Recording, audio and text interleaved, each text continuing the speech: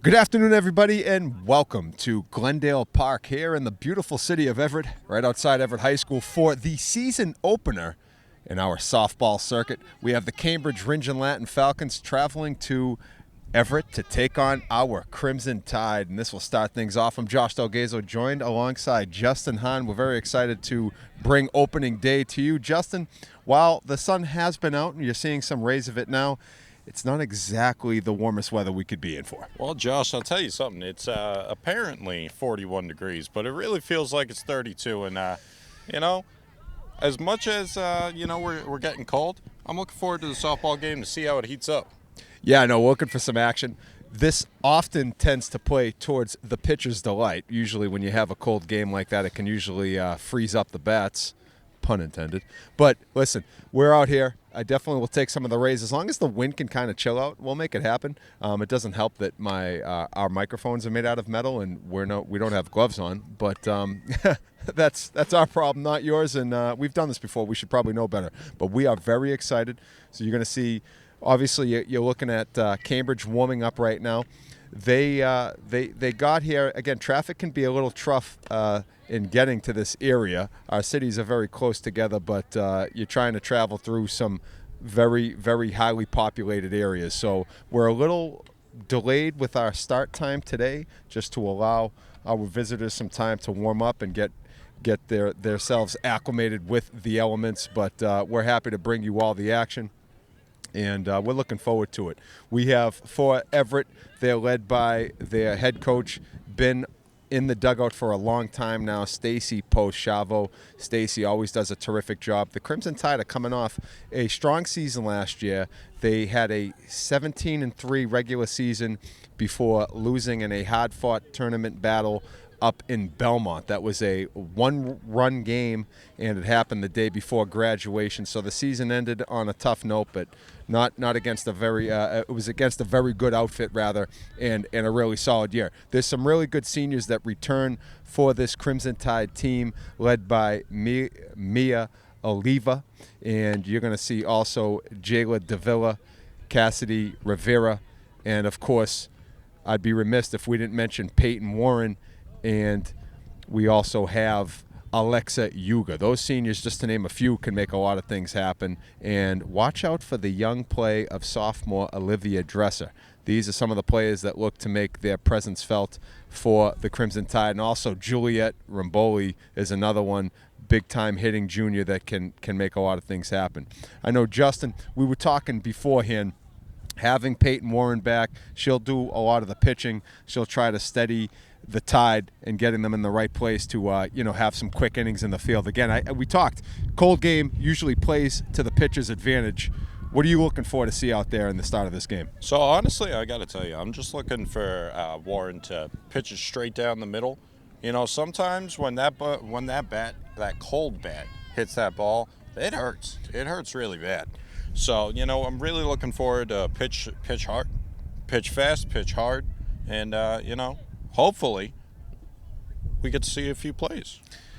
Yeah, this could be a low-scoring one again. Typically the way this plays is colder elements tend to favor the pitcher. So we'll see how this plays out. But we'll give you some of the sights and sounds and warm-ups as we get ourselves warmed up on this broadcast, and look forward to bringing you the first pitch momentarily.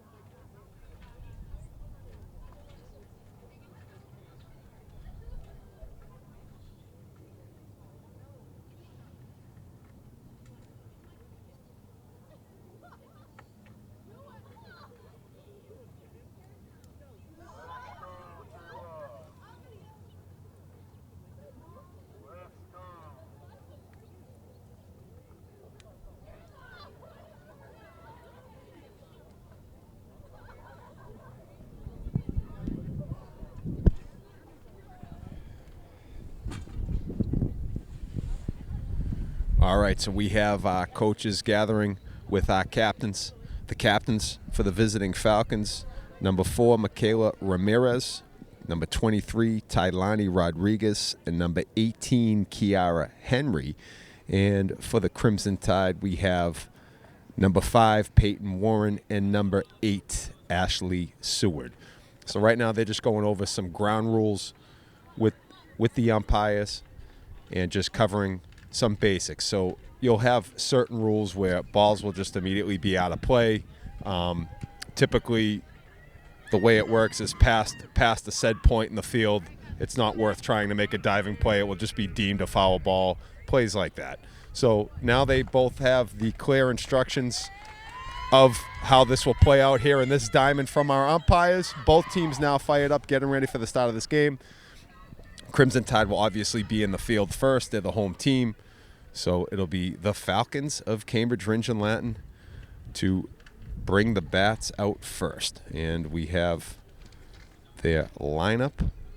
Their leadoff hitter is going to be number 6, Eleanor Holleran. And I certainly hope that Eleanor has warmed up good and well, because look, like, I know we keep saying it, Josh, but it's cold out here. Yeah, it really is. It's if you're chilly. sitting in your house right now, I envy you. I am looking forward to this game. It's not only the home opener. Yeah. I believe this is the season opener. That is correct, isn't it? Justin. Season opener. So both teams coming in with a clean slate. Clean sheet, as they say. 0 wins, 0 losses. Someone will have one after this game. We do have the scoreboard on. All right, that's great. I know sometimes that that's either on or, well, we've been to many places on the road where it's not on. So, of course, we're going to always try to keep track the best we can with stats, but always a little awkward if you're starting an inning and you're a little unsure. Although I got the steel trap. I'm usually keeping track of where the tallies are. But, yeah, we're excited. So the Crimson Tide, again, they'll be led by their senior captain, Peyton Warren. She'll handle the pitching. The catcher for the Crimson Tide, that is going to be Cassidy Rivera. Rivera is also a senior. And we mentioned one of the other captains. Ashley Seward is another returner on this team. And she's been a big-time player for the Tide the last few years. So the Tide really led by their seniors. No surprise here. You got some really good ones that are making returns from teams that have been tournament-bound the last few years. And we'll see how that travels and starts the season off here today. But we're excited. Now the lefty leading off for the Falcons, this is Eleanor Holleran. And a lot of times you'll see a lefty, especially a leadoff hitter, they may often try to employ kind of a drag swing, drag bunt type situation. I've seen this a lot where they'll basically be running up the baseline trying to get a head start. We'll see if that's played here. But you see that employed a lot, especially with a leadoff hitter typically showing to a lot of speed, getting that first hitter on the base paths. First pitch is in there for strike 1. And that is a drive. That is out to over center field. That's over the head of Jayla Davila. And Holleran is rounding, coming up to third base. Clean relay is going to have to come in, and that's where Holleran stays on a leadoff triple, an absolute missile over the center fielder, Justin. You know, I can absolutely see why she is the leadoff hitter. You know, what a bomb to put out there. Oh, man.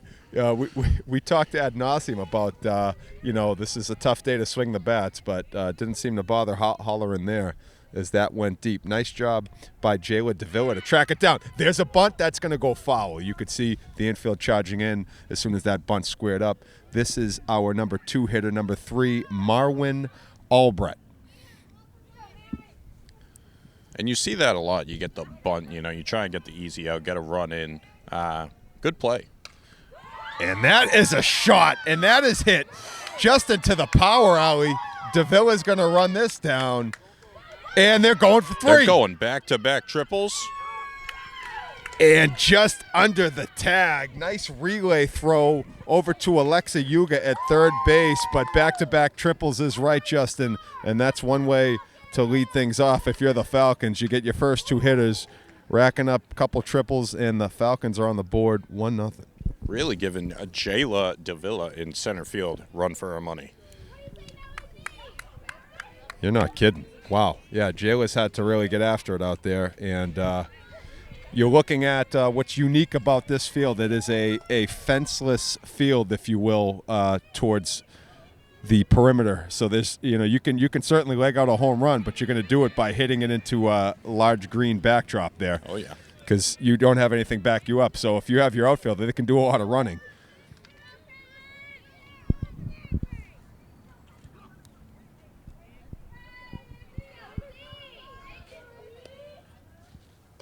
Okay, so our number 3 hitter. That's right. We have Izzy Navarro. And the 3 hitter typically is one of your top hitters, hence the spot in the order. Nice pitch, catching the outside corner. 1 ball, 2 strikes. Still looking for our first out here in the inning.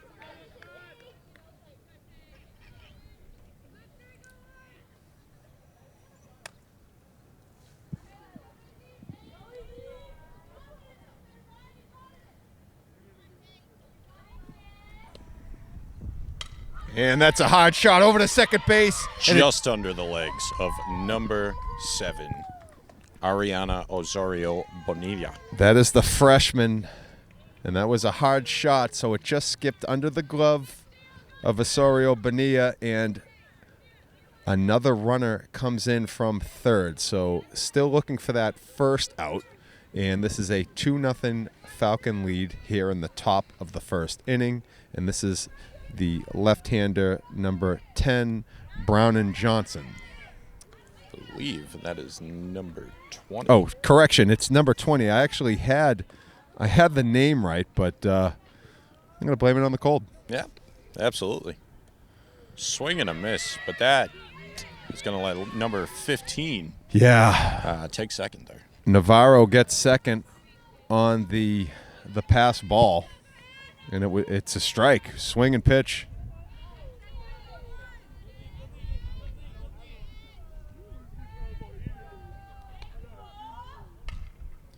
And that's hit just foul of the third base side.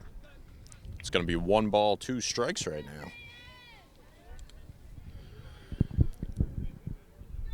Now, if I'm Warren, I don't want to risk it. All right, you're already up 2, or they're already up 2. Excuse me. I'm aiming for a strike here. Maybe 1 or 2 balls. Okay, that's hit foul. That's going to be out of play. So it's going to go down.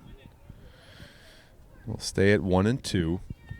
Still looking for that first out for the Crimson Tide.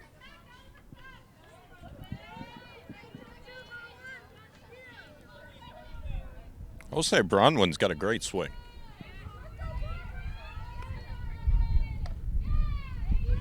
Staying alive, as we used to say when I was playing. Wow, yeah, that's it. It's always a good one. That's a good one indeed. Kid's got a kick out of that one.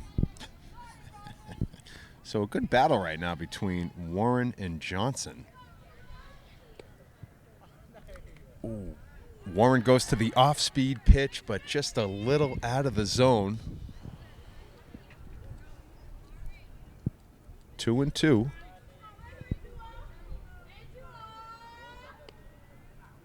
Well, that's the fastball comes back. Nice play by Warren.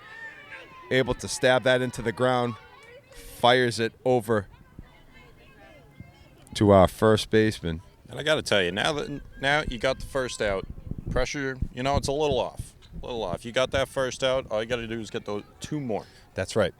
No, that's big. And Warren played that really well. Yeah, no, nice job by Warren. Good fastball there, delivered. She fielded her own position very well, firing it over to Graziella Foster. And let's see, we now have a runner on third base.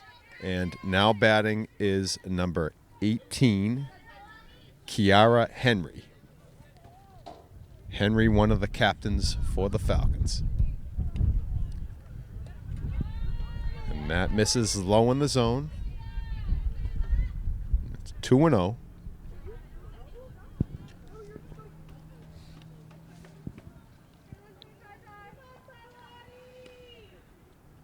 Oh, and that's a rip. Oh. What a play. Gosh. Nice catch right there by number 9. That's Olivia Dresser. Olivia Dresser got right in front of it, knew exactly what to do. And you know what? You know what I liked? The minute she caught the ball, looking at third base, trying to get that double play. Absolutely. Trying to double up Dresser. We talked about the sophomore in the pregame as one of the players to watch, and she showed it right there. That ball was ripped. Nice pitch by Warren, firing the strike. We got 2 outs now. This would be huge if the Tide can get out of this with back-to-back triples, only 2 runs on the board. This is still something you can kind of gather around in your dugout. Nice off-speed pitch for strike 2. So we're going to have 0-2. And right now, It's our Kiara batter. Henry at bat. No, that was so my mistake. Yeah, we got Henry was our last batter. This is number 2. This is Ava Keating.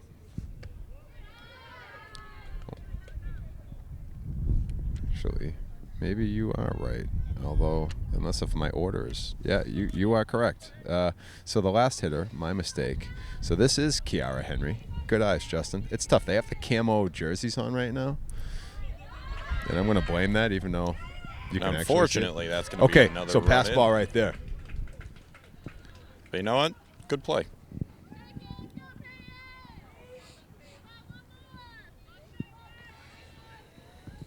So our previous hitter who hit that rope was Tylani Rodriguez, who also is one of the captains. That was our previous batter. This is Kiara Henry, a captain as well. That's the first game of the year. You know, it's going to happen sometimes. First game of the year, cold game. It's cold. Going to keep bringing it up. It's cold. It throws me off. My neurons are firing in different directions right now. Not the same. All right, so a walk is issued right there. I believe that's her first walk. That's correct. So we got 2 outs, a 3-0 Falcon lead here on the top of the first inning. And now batting, we have Ava Keating.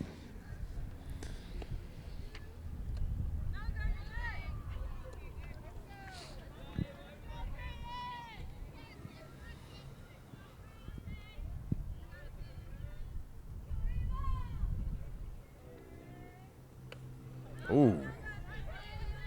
The half swing goes in the books as a strike. Nice pitch by Warren. It's a 1-1 count. Henry's on first base.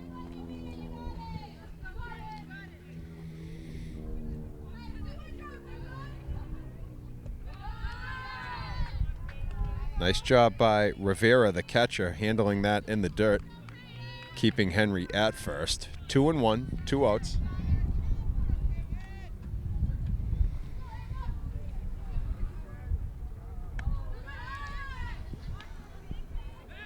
Ooh! Wow, that was close. That's, you know, very close.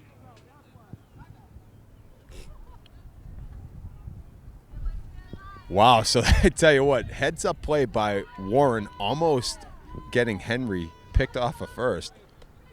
But Henry thought she was out. I know. She was walking out there, Yeah. walking back to the dugout. She was heading to the dugout, and she was in there safe. It was very close, but didn't realize. And then Warren fired it over one more time, but Henry got back. There's a ball hit right down the line, and that is foul just in front of Seward over in right field.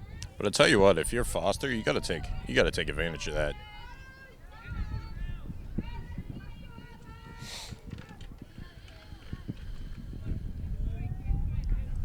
All right, so we got a full count, 2 outs. Oh, heads up. Good thing there's a cage there. That came in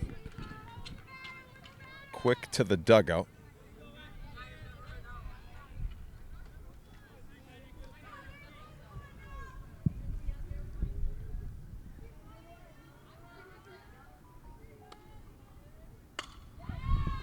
I was looking for it. Although That was coming right for us. Today might not be the day I want to go with the bare hand. That might be the take the hat off. Yeah. Snow cone? Snow cone action? All right, so the count stays full. Battle going on. between Keating and Warren.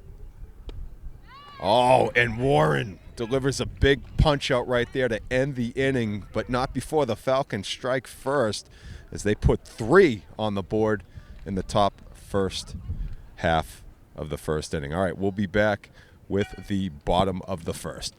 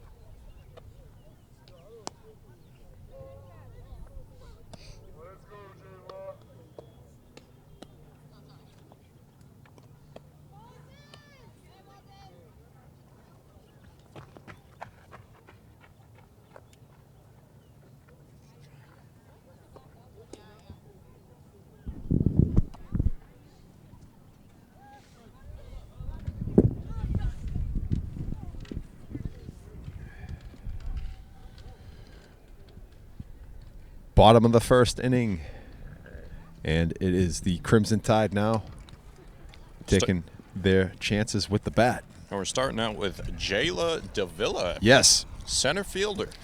Jayla was definitely busy that last inning as the first 2 hitters for the Falcons hit triples in the power alley direction of where Jayla was playing in center field. Jayla looks to square down the bunt. That's going to land foul. But you know what I like? Jayla kept running. That's right.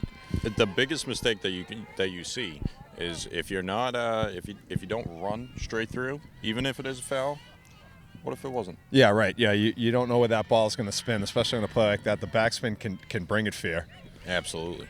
And that catches the corner for strike 2. The pitcher for the Falcons is number 3, Marwin Albrecht.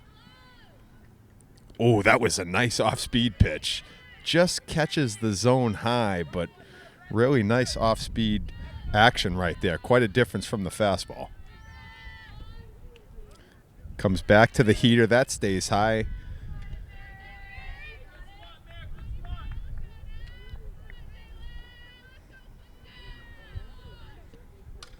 And that is foul. A souvenir for someone over there in the willow tree.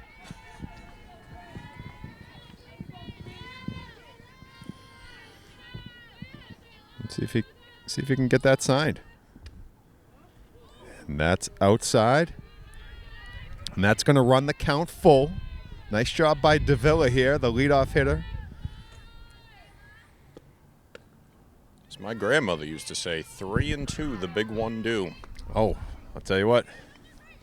Not wrong. And Davila does a nice job forcing the walk. So the leadoff hitter on for the Tide. And this is the freshman, number 7, Ariana Osorio Bonilla, the second baseman. Got a chance to talk to Ariana before the game. Really nice speaking. Oh, and she's got the Jets on. And, oh, wow, nice job. And look at that, just like that. Coming off the bunt. Wow. So how about that? Jayla Davila able to score from first base on the bunt by Osorio Bonilla. And Bonilla, while thrown out at first base, Davila took off immediately for third once she got to second, forcing the throw from the first baseman over the third baseman's head, and then Davila advanced on the error. So the Tide on the board. 1 out is in the books in this bottom of the first. Olivia Dresser up to bat. Dresser, we saw the play that she made at shortstop, snatching that line drive. And that's going to be a ground out to second base. Nice job fielded by number 20, the lefty. That is Brown and Johnson. Good contact from Dresser, though. You see it right away, locked in, looking at that first pitch. And that is 2 outs on the board. And this is our third baseman, number 22, one of the top returning players, Alexa Yuga.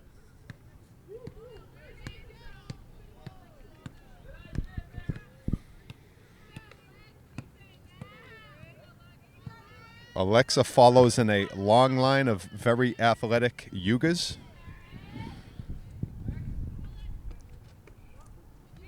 And she's had a very good career here at Everett High School.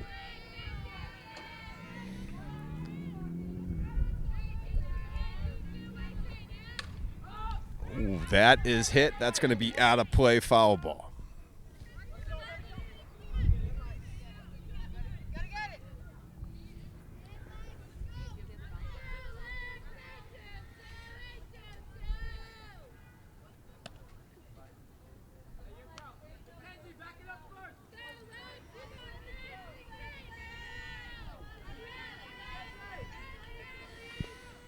And that's inside.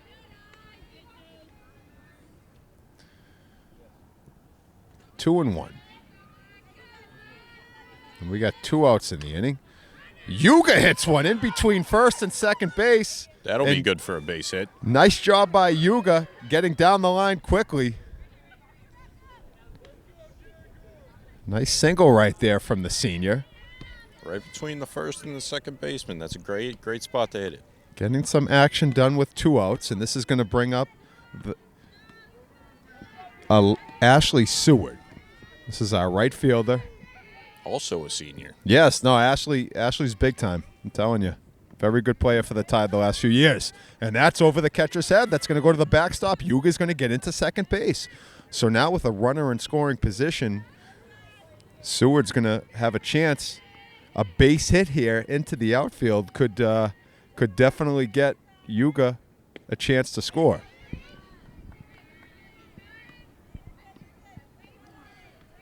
We got 1 and 1.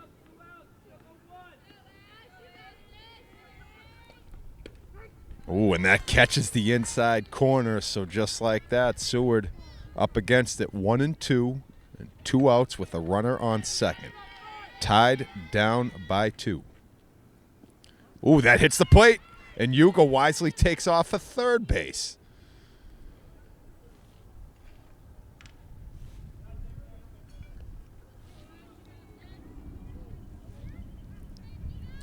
So now we have a base runner just 60 feet away. 1 and 2. And swing and a miss. Yeah, big punch out right there by Albritton. And that's how this first inning will end. Tide get one back on the board, but it's Cambridge on top, 3-1.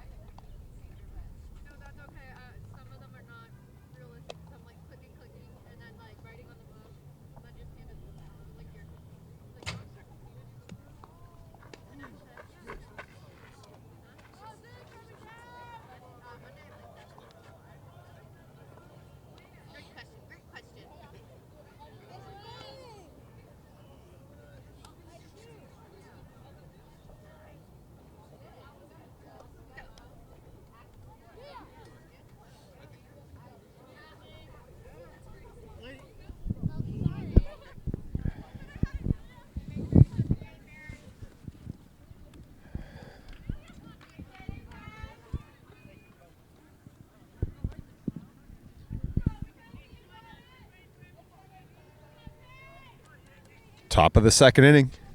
And it's number 10, Mackenzie Chuamento, to lead things off for the Falcons, who are on top 3-1. Warren delivers, and that catches the corner, strike one.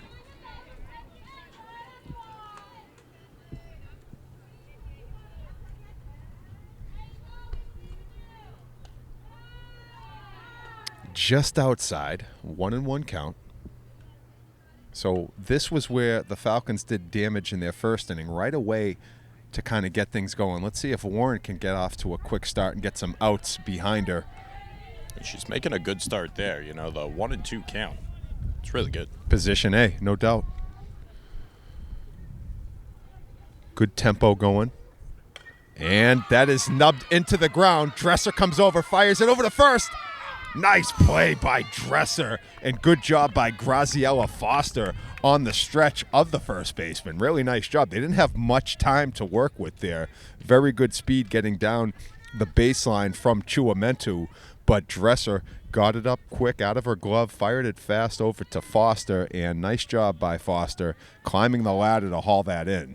And what a great start to the inning. You put your body in front of that ground ball, and you just fire it straight over to first. Great start. Yeah, no doubt. That's a big difference when you can get an out other than looking at a runner just 60 feet away off of a triple. So that's what the first inning looked like.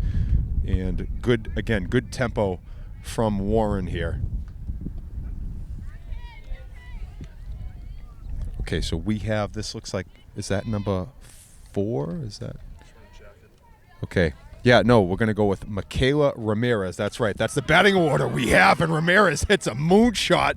But nice job handled by the left fielder. That is, looks like number 15, Mia Allen. Excellent job by Allen camping under that. That ball was hit high into the sky, and the wind is blowing in that direction. So pretty good job. Great job getting underneath that ball. Now, the benefit of playing in the evening, you don't have the sun in your eyes. That's right. Not when you're facing this way. That's right. And how about that? Quickly over to Osorio Bonilla, and just like that, Justin, we got a 1-2-3 inning. You got a quick 3 and out. We'll take it. So after the top half of the second inning, the Tide will return to the plate down by 2.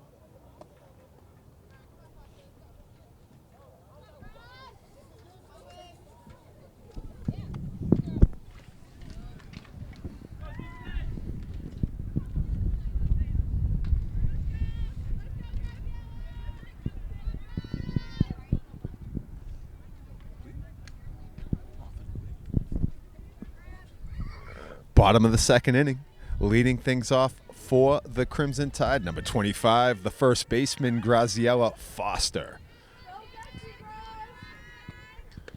Number 15, Mia Allen on deck.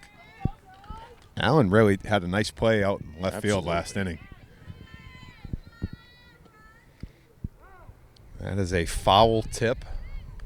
Nice little check swing. Absolutely.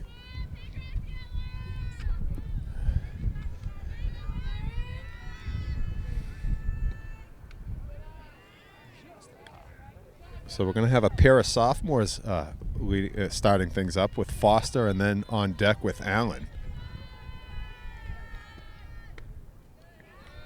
That stays up high. Good eyes by Foster. Good eyes.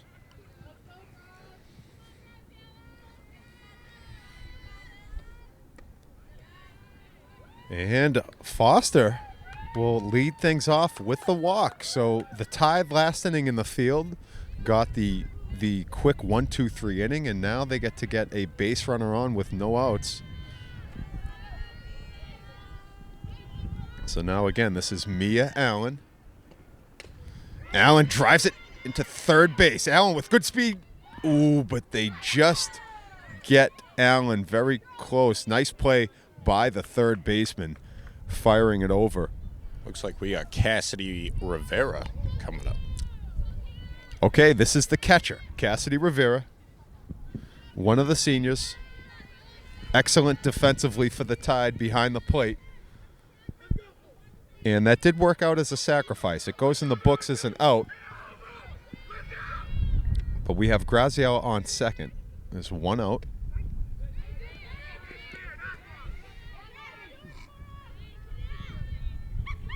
You can see some fanfare for the Crimson Tide getting all fired up behind the backstop. I think that would be Kevin Diaz and Chris Ruiz, two of the fans. Great supporters. They're football players, and they usually support every other team out there. So big-time seniors, got to give them some love. And that's what you love about Everett sports. Every team comes out for the other team, no matter what the weather.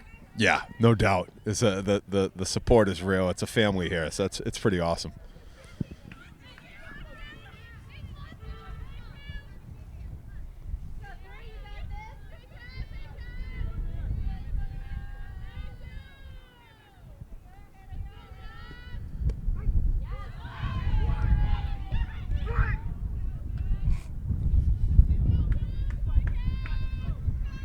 Looks like we got ourselves a full count.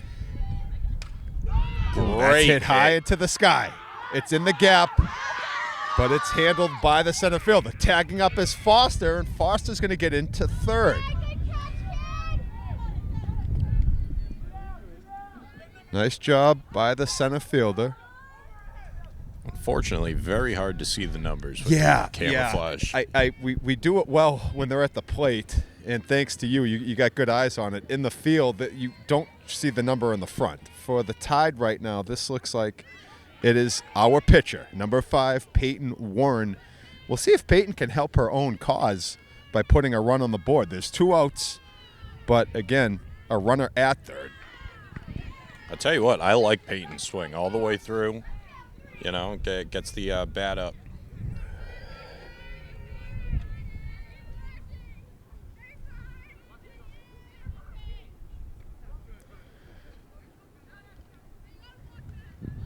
So 1 and 2.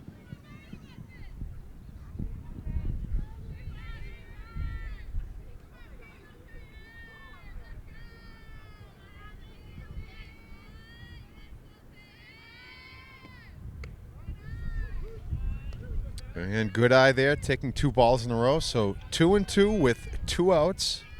Foster is on third. And that's where Foster will stay as the inning ends on the punch out by Albrecht. And after 2 full innings, Falcons on top 3-1.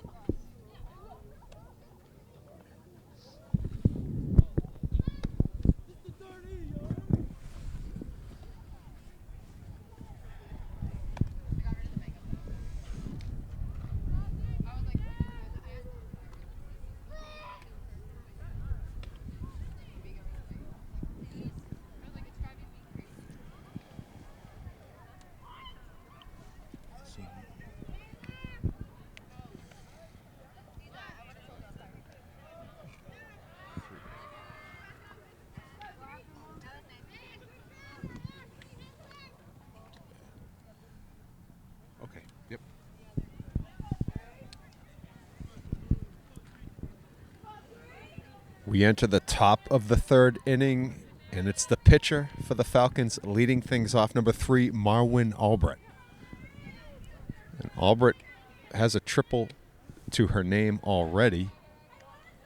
Izzy Navarro on deck.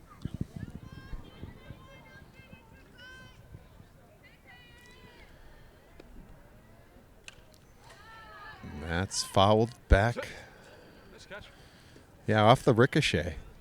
Cassidy Rivera, but unfortunately, just a nice play that the fans see.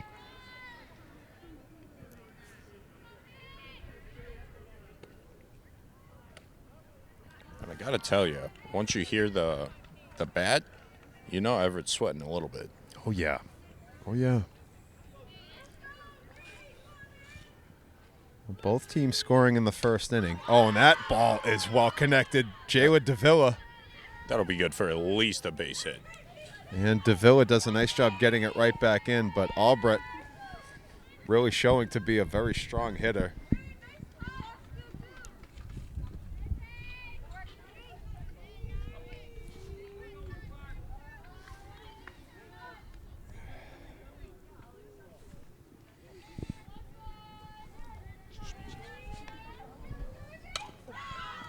And that's hit. Nice job by Osorio Bonilla. Able to handle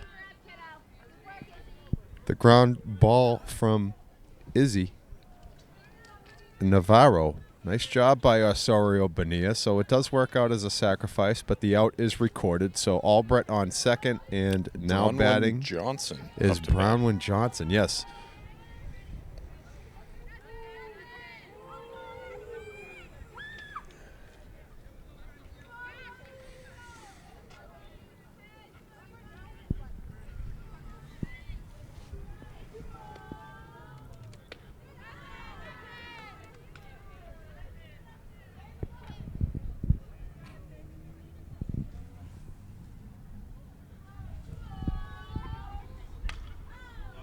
Ball ripped over at the dugout.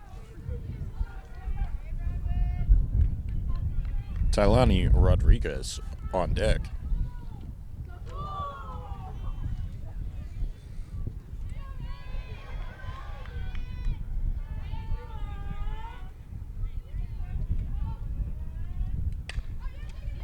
And that's going to ricochet off the glove of Dresser. A little bit of an error there. Yeah.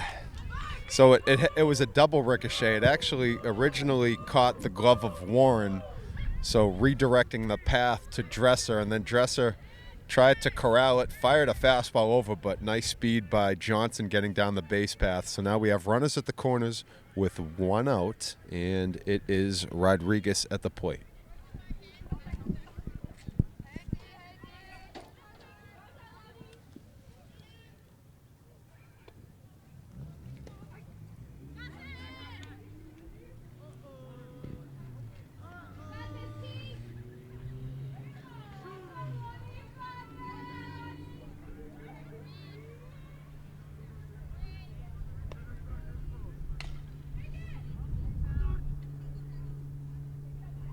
And another foul ball.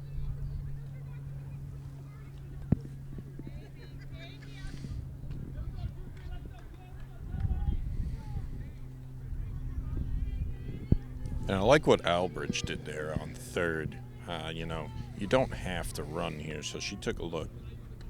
Played it smart, played it safe. Oh, very good play right there. The Tide trying to pull a quick one there on the steal. You'll often see runners at the corners. You'll see the attempt to steal second with potentially a runner coming home from third on the throwdown to second. But what the Tide did right there was a quick fire back to Warren, the pitcher. That's a design play, and they almost got Albrecht at third, but able to get back into it. Okay, we have an interference play right there. So Albrecht had a little bit of a collision, small collision, but again, you can't impede the path at all for the fielder trying to make the play on the foul ball. So Albrecht is going to be ruled out at third, and that's how the Tide will record their second out. We're going to see Coach Clark of the Falcons just getting an explanation on that.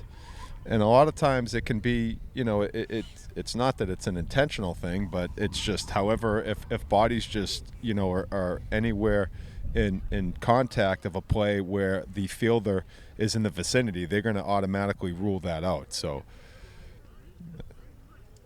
Ump's talking it over real quick. But if I was Coach Clark, I would not be happy about that. yeah, I mean, it's I think it's more in this case just kind of an unfortunate play that Albert just happened to be in the wrong place at the wrong time as Hugo was getting over to it. But just like that, I mean, as the rule books pretty much state, you have any type of contact, they're gonna call interference on the play. So the Tide receive a bit of a break there. That ball's ripped. Oh. Hugo almost comes up with the snow cone. And the runner at second will stay, but Yuga, hands frozen. Yeah, that's what it is. Exactly. That's exactly it. Because Yuga made a really nice play, but couldn't quite keep it in the gloves. So Rodriguez able to get down to first.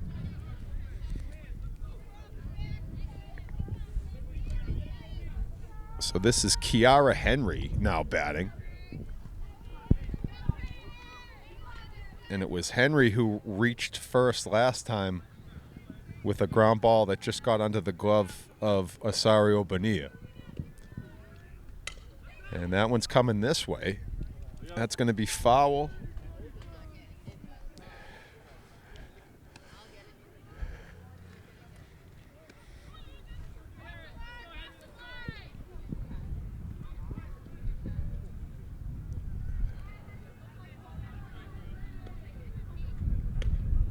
And that is just high. So 1 ball, 1 strike, 2 outs. And this is the top of the 3rd inning. And that is a nice job by Warren coming up with a clutch punch out there, keeping the score right where it remains. Falcons on top 3-1. We'll be back with the bottom of the 3rd.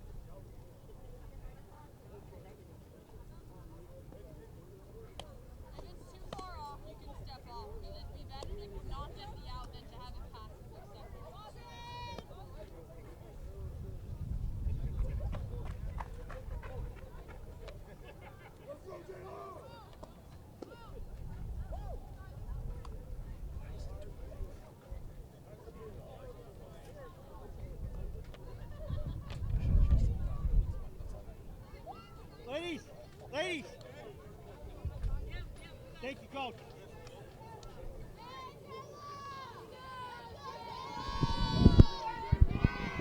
And it's the center fielder, Jayla Davila, to lead things off here in the bottom of the 3rd, tied down by 2. Looks like we got Ariana Osario Bonilla on deck. And that's second baseman comes flying in. Ooh, nice play. Almost over the head there. Good, nice hop by number 8. Yeah, Penelope Chin did a great job handling that. And that gets the first out. Here's Osorio Bonilla.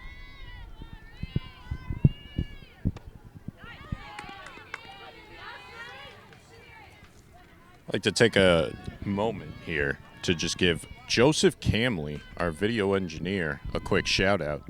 You know, this live stream has been brought to you in part by Joseph Camley. That's right.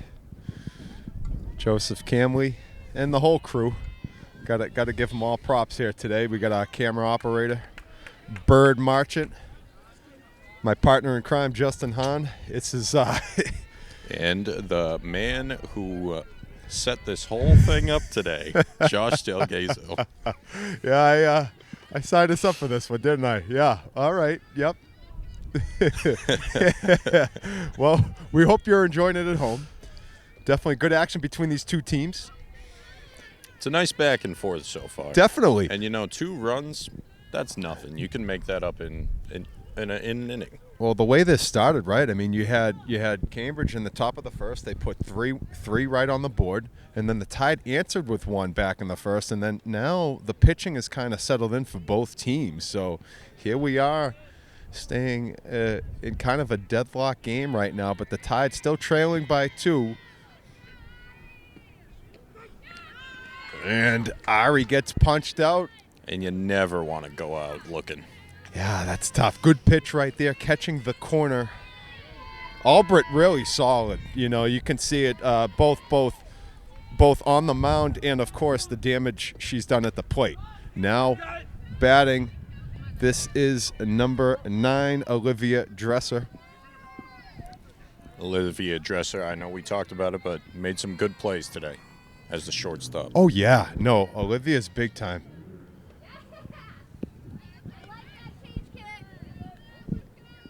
That was the changeup right there. Pulled the string.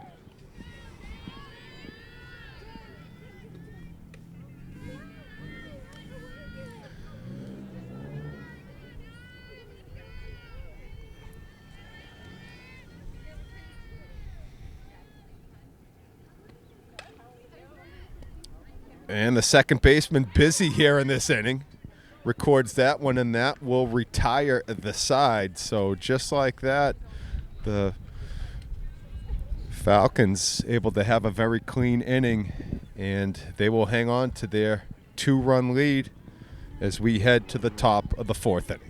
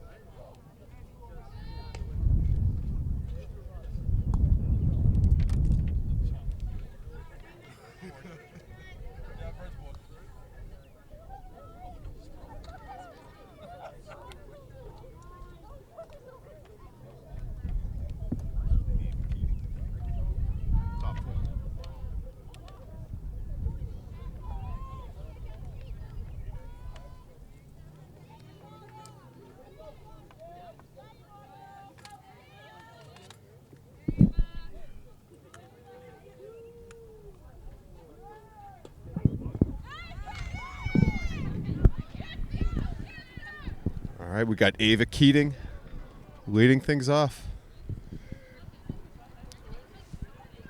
Just a bit of a weather update for everyone. We're now looking at 38 degrees, feels like 29, and these girls are still playing their hardest. Yeah, they are. And I tell you what, it's the feels like that, well, that's what it feels like. So, 29 degrees. Yeah, you're welcome. Whoa. And that is foul. Great look by Foster to get in front of that, though. Yeah, I really like what I've seen from Foster defensively at first base. Very solid. That's outside.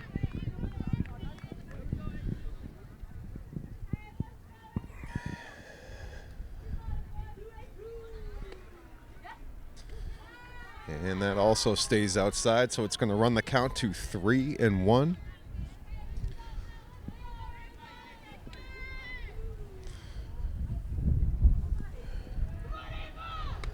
And nice pitch right there.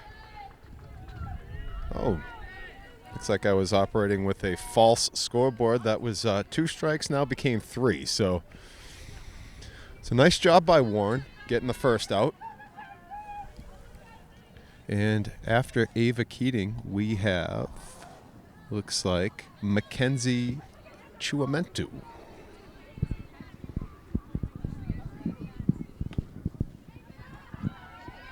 Is that accurate? Justin says yes. I do say yes. I agree with Justin. Sorry about that. No, you're great. That's Michaela Ramirez on deck. Okay.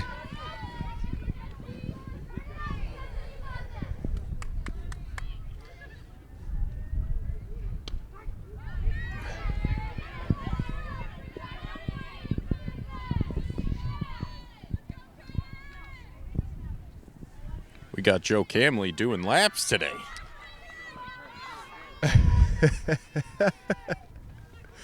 Well, we're all doing our aerobics class right now, trying to stay warm on the punch out right there. So now with our second out of the inning, it is now Ramirez batting, Michaela Ramirez.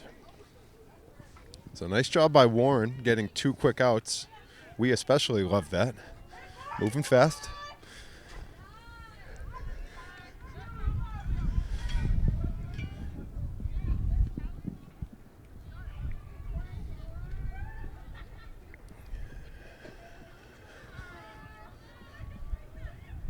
Ooh, nice cut Nice right pitch. there by Ramirez, but good pitch by Warren.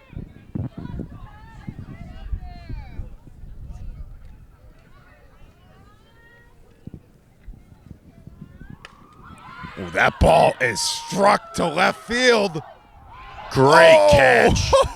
Oh, Number 15, Mia Allen. Great catch. Man, Allen was on the giddy up.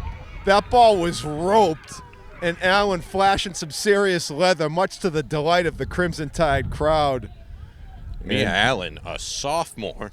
And we head into the bottom of the 4th inning. Tide looking to tie this up. They need 2. They're down 3-1.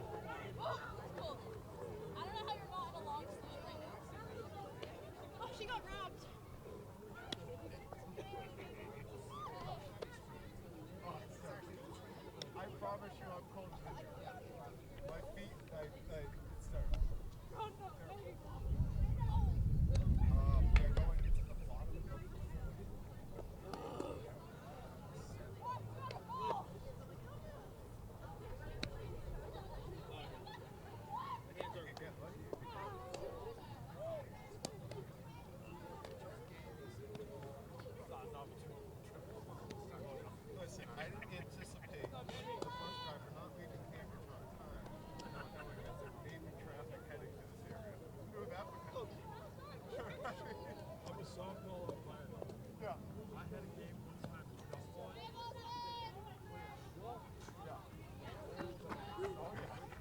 Oh, not great.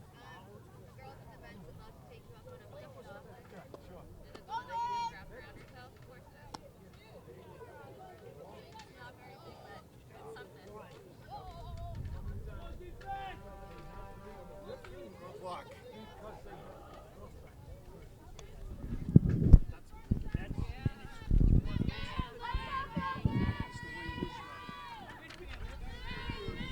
So now we have Alexa Yuga leading things off for the Tide as they try to continue to claw back into this one down 3-1 here in the bottom of the fourth inning. First pitch comes in, strike one. I believe that is Ashley Seward on deck. And that catches the corner, strike two.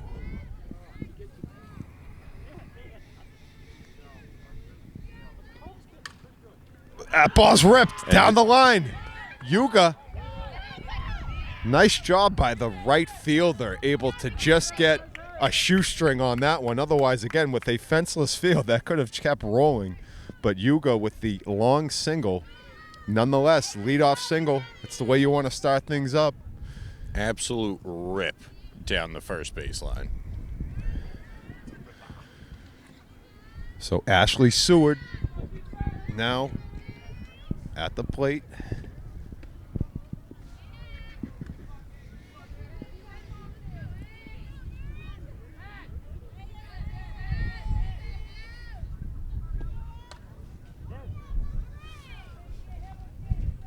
Graziella Foster on deck.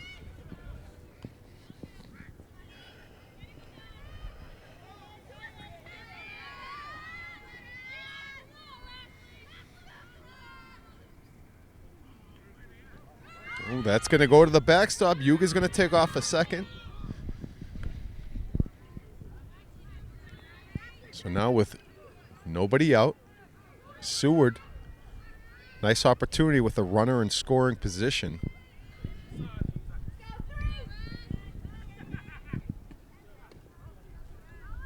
Yuga thinks about third, stays right there at second.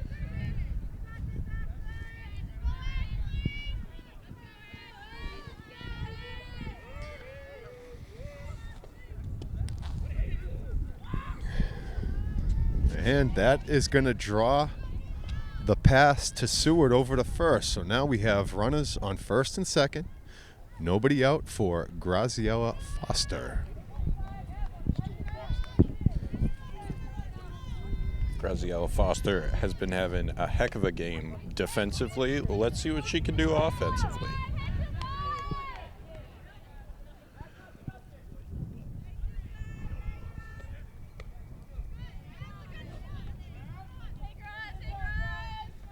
Count is 1-1.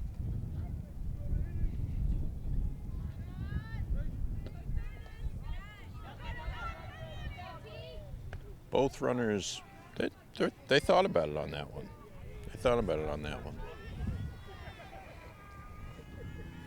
Well, you got to be wise here. You certainly don't want to run into any outs if you can help it. You want to be aggressive, but it's got to be aggressive with the right amount of caution. You have no outs right now. And again, you're only down by 2. That's it.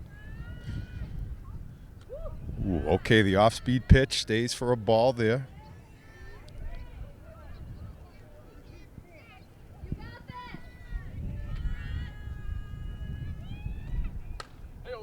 Foul ball.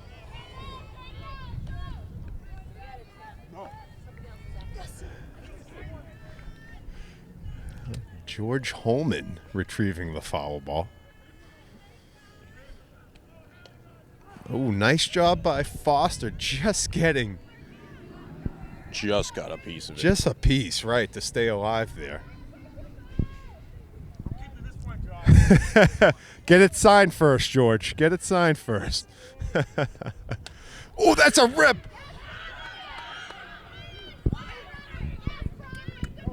Well, really good job by the second baseman. Able to get a piece of that, knock it down. But runners do advance. So we have runners, we have Seward and Yuga over to second and third base respectively. And it is the left fielder who has been just dazzling out defensively in left field. It's Mia Allen. Allen takes a vicious cut on that one. And it sounded like she got a piece of that as well. Yep.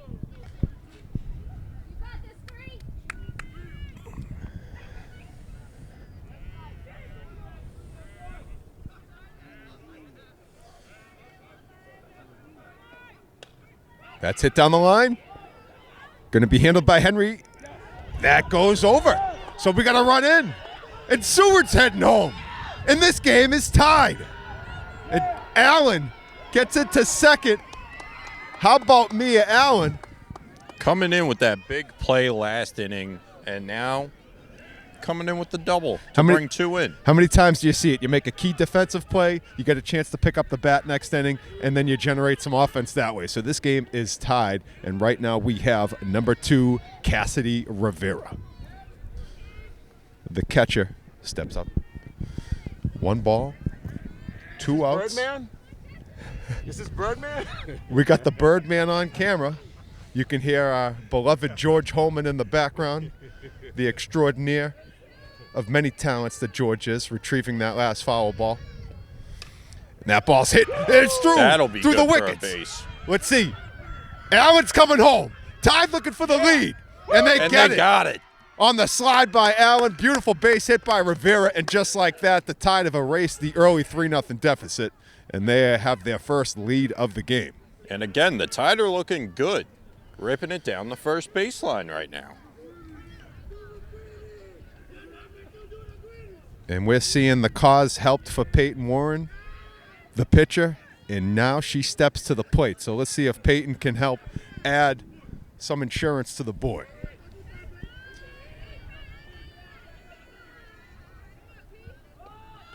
Warren squares around to bunt.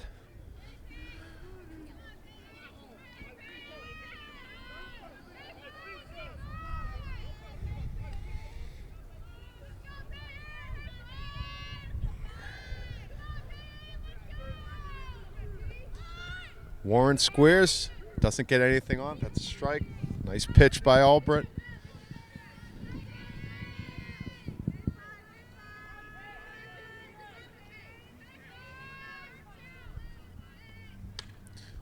That's coming right for us. Josh, making If sure I, no if one I got was hit by that. wireless, I would have made a play on that one. I didn't even think about how that probably would have shattered my hand given these cold elements. But I'm a gamer. You know, I knew I had an audience right there, but I'm not wireless, and that's okay. We'll get there next time. Warren thought about that one hard. Wow, Albrecht really pulled the string on that one. And then comes back with the heater right there. Big inning for the Tide, though. Yeah, that's big. So that was the second out of the inning. I'm a little cold.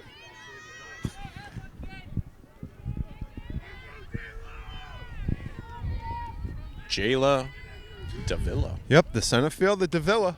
Oh, that one is actually No coming cone. right George for us. Holman. George Holman. Oh, I thought he was looking for it. He was camping under that one. Yeah. He George, thought about it. You made the right play, George.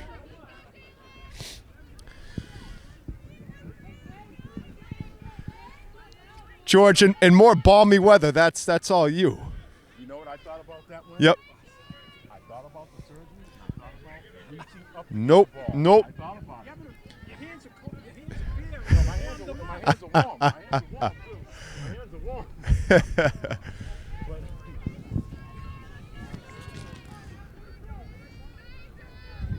So Davila now. Davila. Let's see if that's just foul.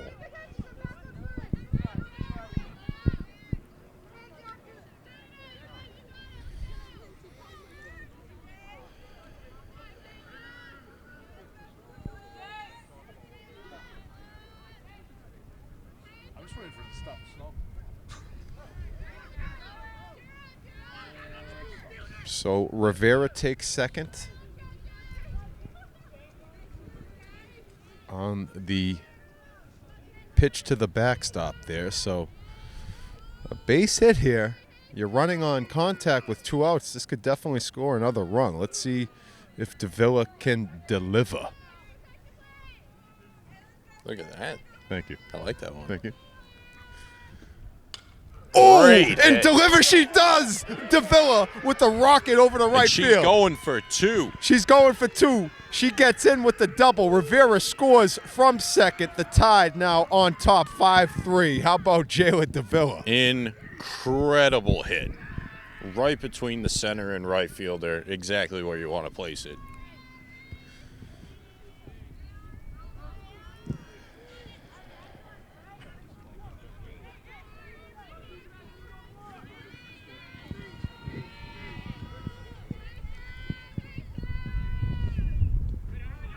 Davila takes off a third.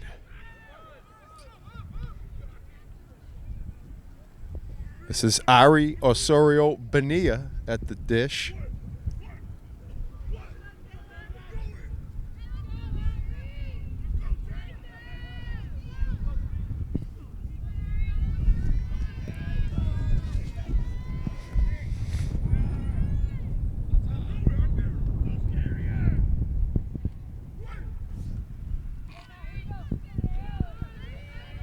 So that's outside.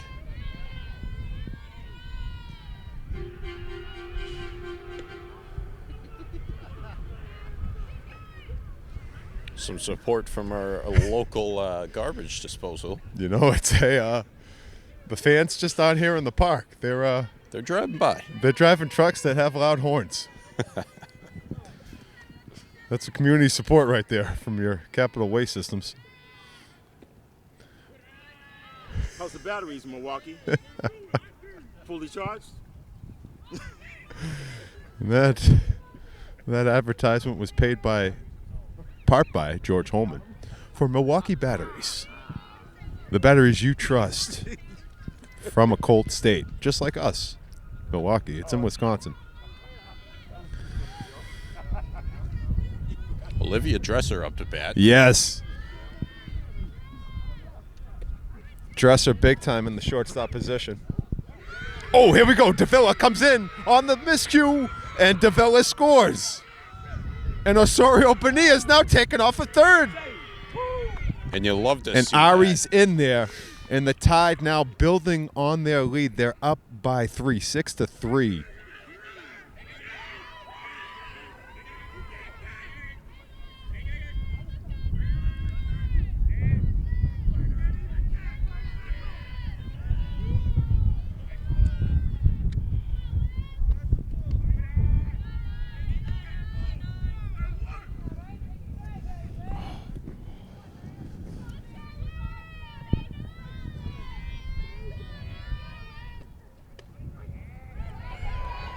That catches the corner there.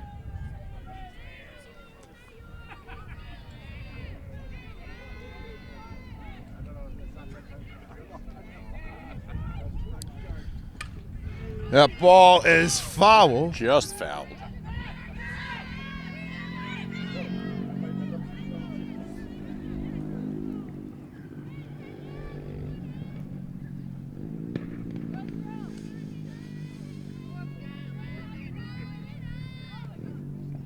So I thought the sweatshirt was going to be all right today, but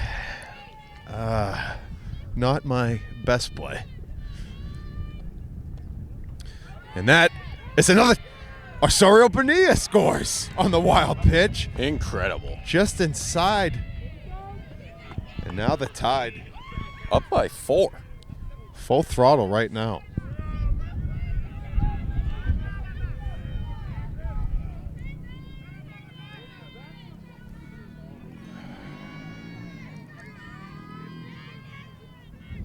Let's see what Dresser can do here. She'll take another ball. Yeah, good at bat by Dresser. A lot happening right now.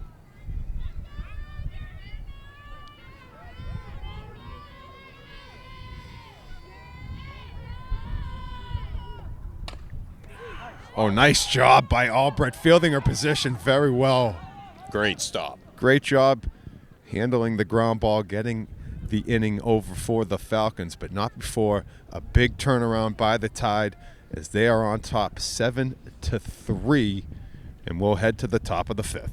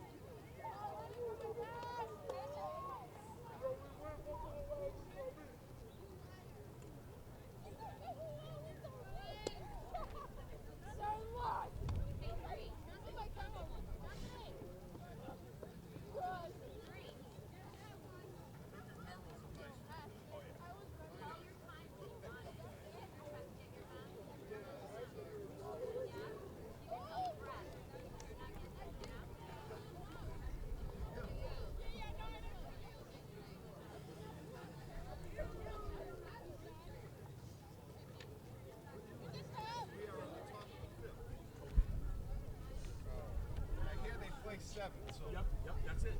Magic numbers 2 now. I don't care if they yell. But once they start yelling through a thing, it's a wrap.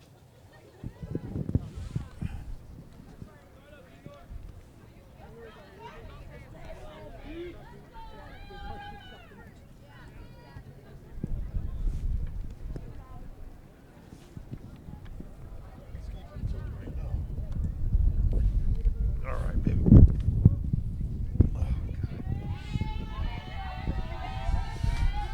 We got Eleanor Holleran leading things off for the Falcons.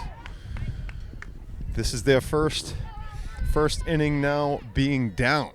So we'll see how the Falcons respond.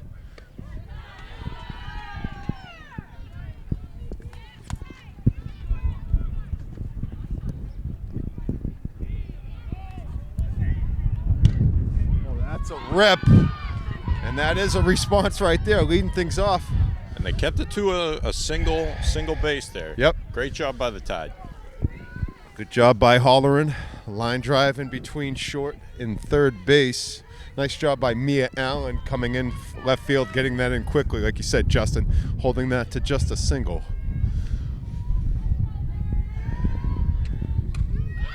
That ball's ripped. Oh, Davila doesn't just handle missed. it. And the throw to second just pulls Osorio Bonilla off the bag. So now the Falcons in business here with runners on first and second with no outs. Now, if you remember, back in the first inning, those were the 2 batters that hit the double triples. That's right. So it's good that we kept them to singles. Yep. And now this is number 15, Izzy Navarro.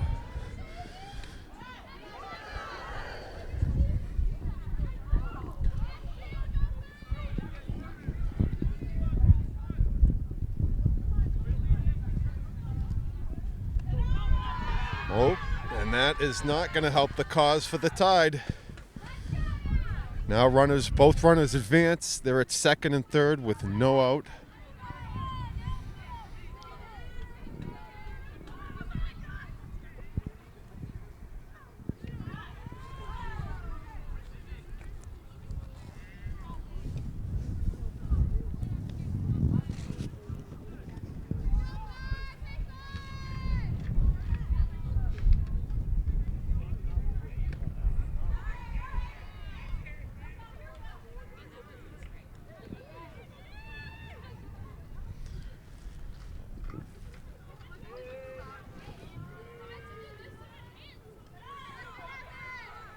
Okay, that's in the dirt, and that's a walk. So, oh man, here we go. Bases are loaded for Brown and Johnson. And it's a force to any base. So, any base is a good base, right? Absolutely. No outs. See how the Tide play this here.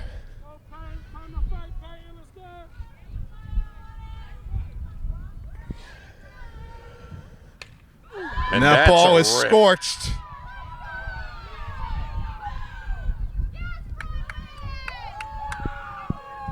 That'll bring 2 in. Brownwin Johnson with the line drive.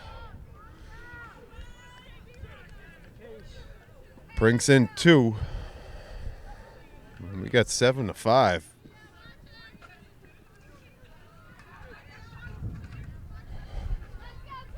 Still no outs. Runners in first and second.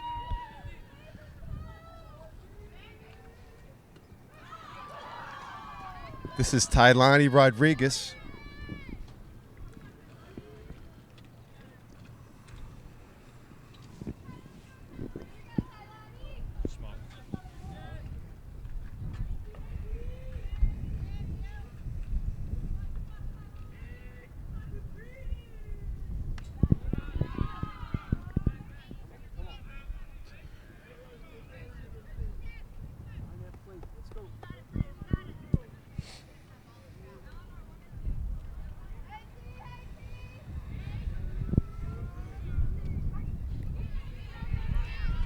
This is the top of the 5th inning. Tide hanging on to a 2-run lead, 7-5, no outs. Almost lost my microphone Hey, there. Justin Hahn. I like the play.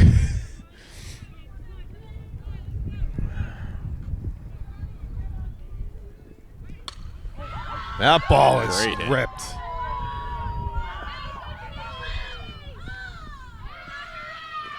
So the Falcons now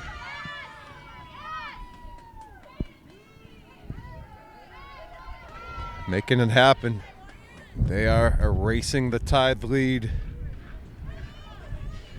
It was 7-3. It's now 7-6. There is still nobody out. And we once again have runners in first and second for Kiara Henry, who squares around a bunt.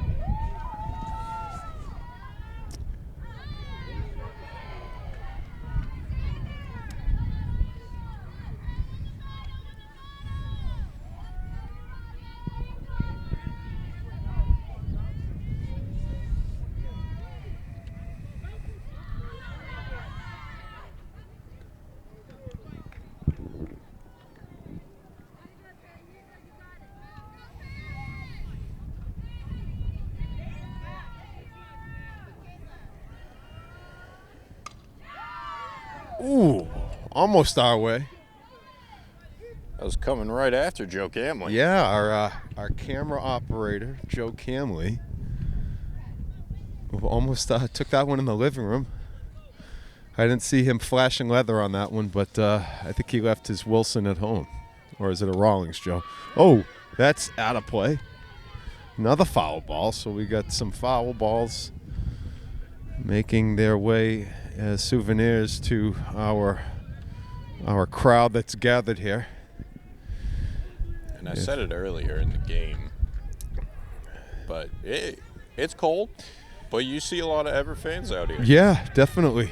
Different sports teams, parents, friends, and you love to see it. And you'll love to see that right there, a strikeout by Peyton Warren to get the first out of the inning. Let's see if she can build on the momentum.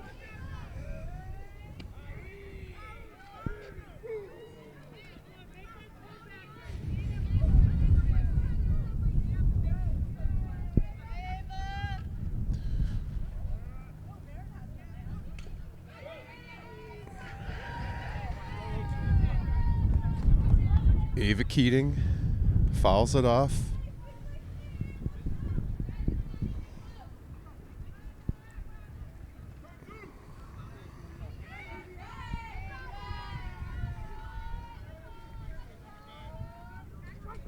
And that is in there for strike three.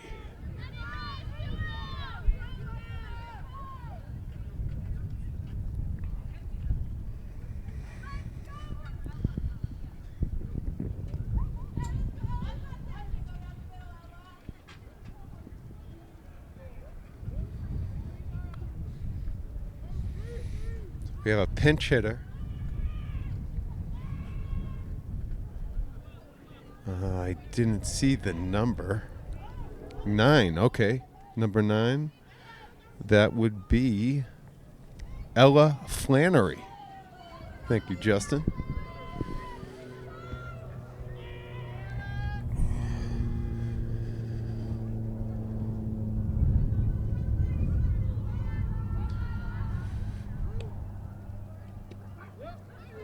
And that's in there for strike one.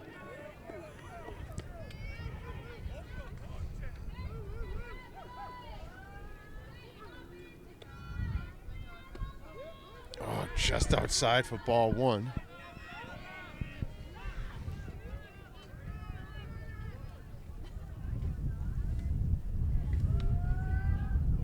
That's hitting to the ground. Bessler's going to get it over to third, gets the force, and that gets the Tide out of the inning. They give up 3, but they still escape with the 1-run lead, and we will head into the bottom of the 5th inning.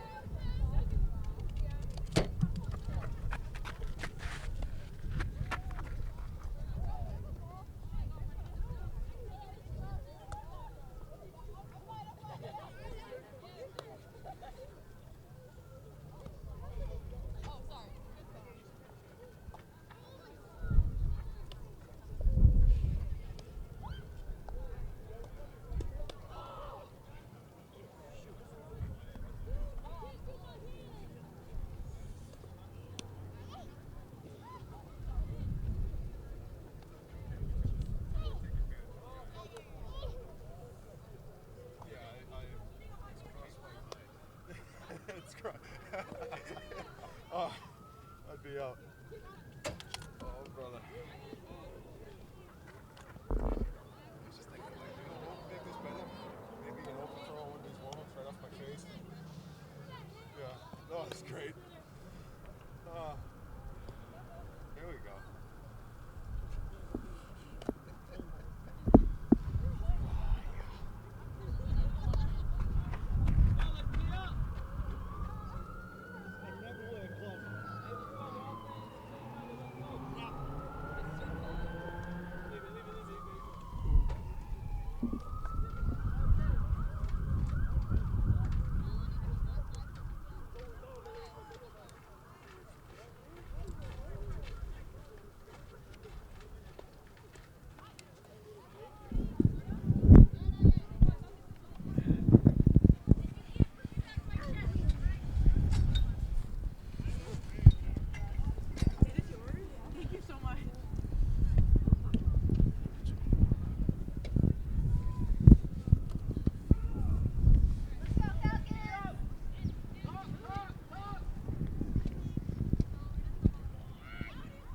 So leading things off for the Crimson Tide here in the bottom of the 5th inning, number 22, Alexa Yuga.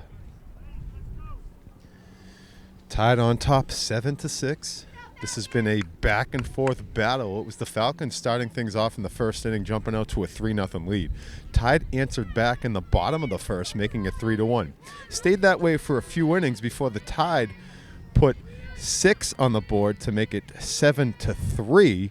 And then the Falcons just answered with 3 back of their own to make this a 1-run game. So here we go.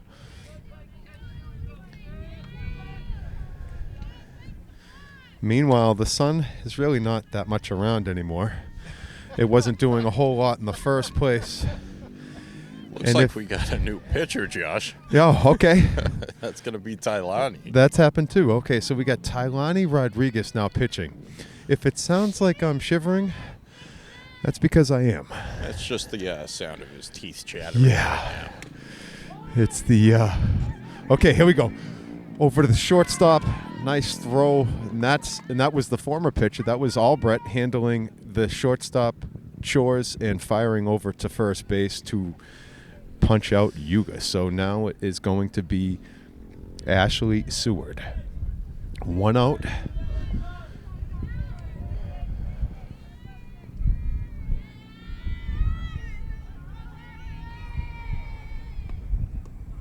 And that is low for a ball.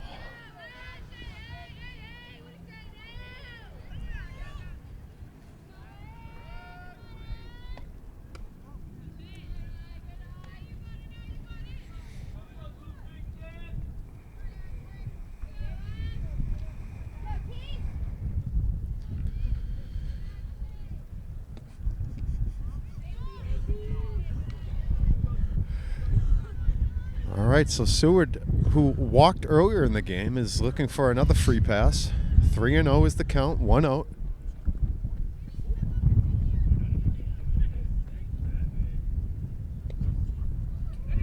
And she'll get it. And Seward does just that.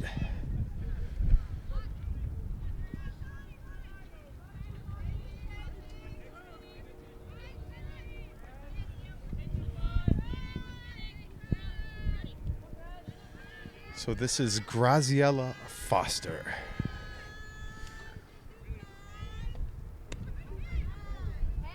Seward trying to get some attention on first, taking a deep, deep lead, drawing the catcher out, but no throw. Ball 1.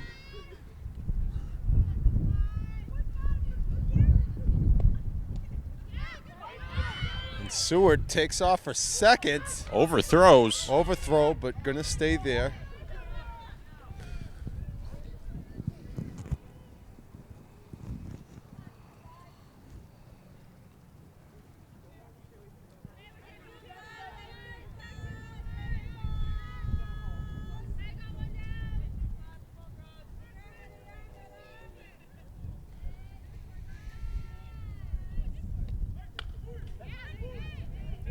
I don't know where that Gets a went. piece of it.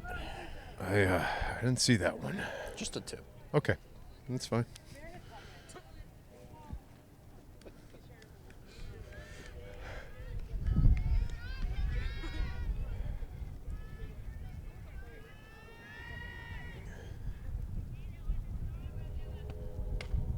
That's hitting to the ground.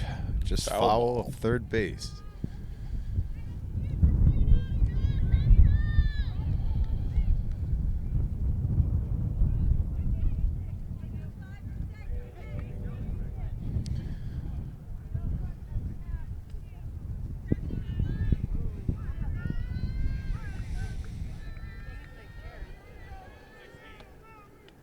And that's a ball, and Seward's going to take off a third. She'll get it too. Yeah, oh yeah. Stole that base. Stolen. It's hers. She has third base. So now it's just 60 feet away. Seward stands with some potential tied insurance. And that is going to catch Foster looking for strike 3. We got 2 outs now.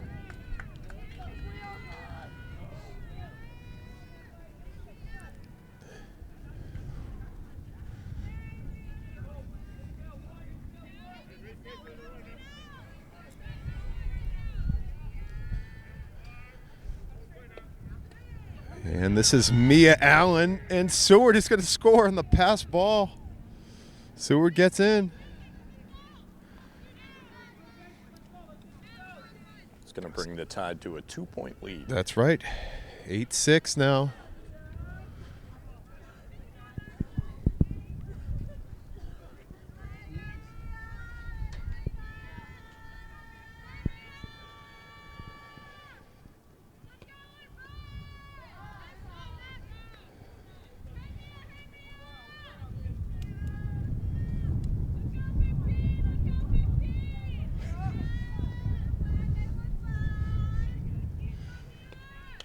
Mia Allen, oh, that's another foul ball. Oh, yeah, might have. It was close.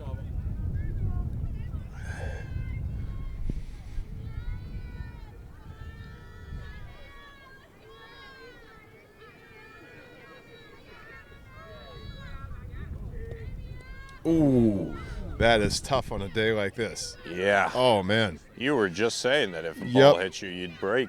Better. Mia Allen, taking it like a champ. Mia Allen, unfazed. Wow. That, okay, so, and Mia's had a great game. I mean, talk has. about the plays that she's come up with defensively. She had a big hit last inning that really got the scoring started, right? For the Tide coming back. And now we got number Cassidy 2. Rivera. That's it. Let's see if the catcher can deliver.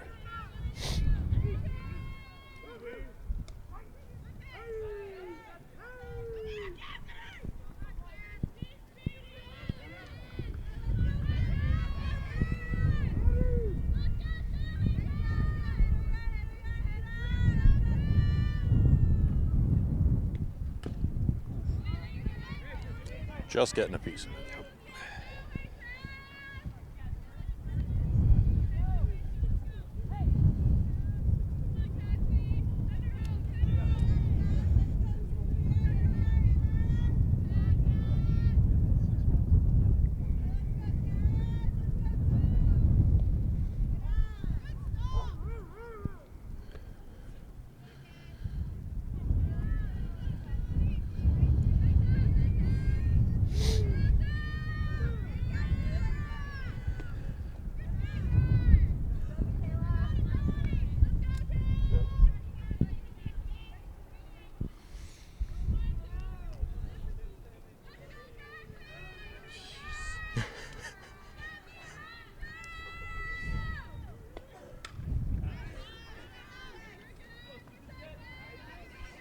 She'll take another foul. Take another foul.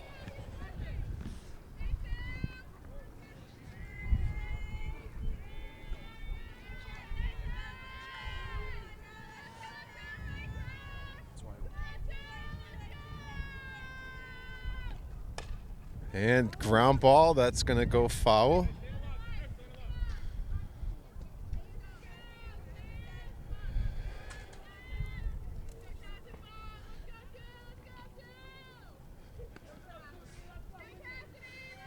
Well, if you were looking for that short inning, keep waiting.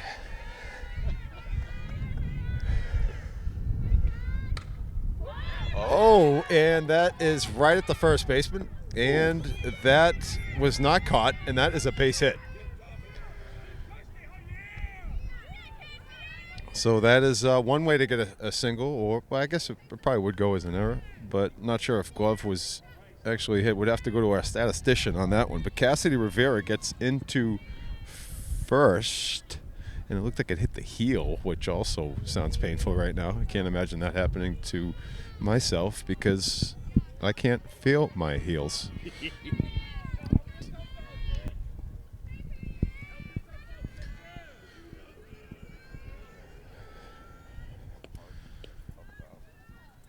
Peyton Warren now batting.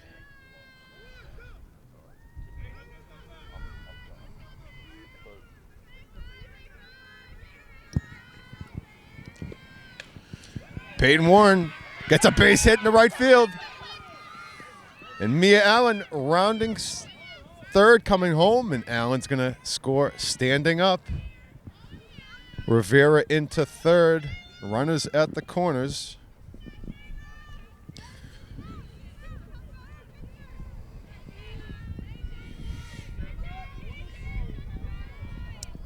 It's going to be Jayla Davila up to bat. We got Davila.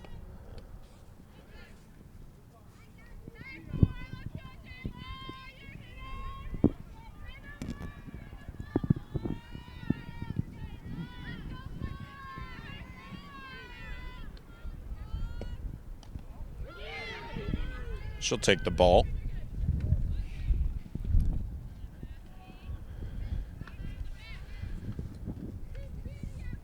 Getting into second.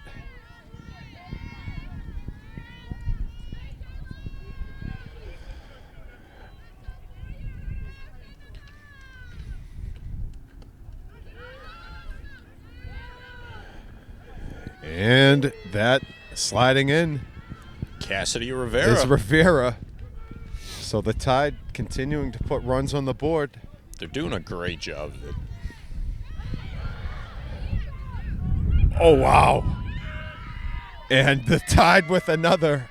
It's going to be Warren coming in as well. This one of the okey doke variety. Peyton Warren.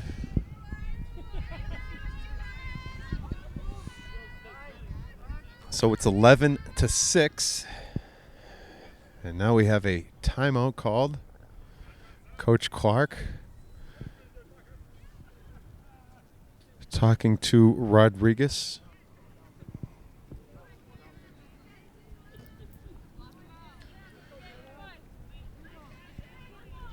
We got the lights coming on.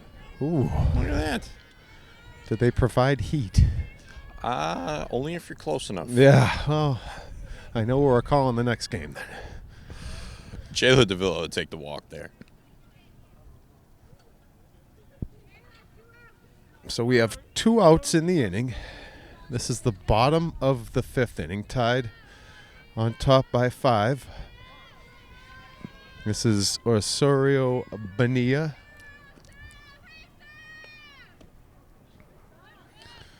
Ramirez fires it down to first.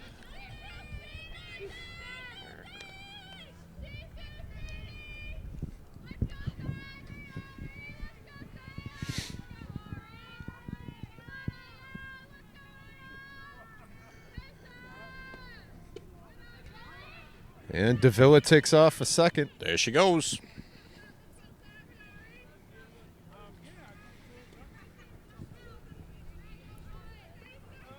And you know what, Josh? I hope Bonilla hits a dinger here. Whoa. Calling your shot. I'm calling it.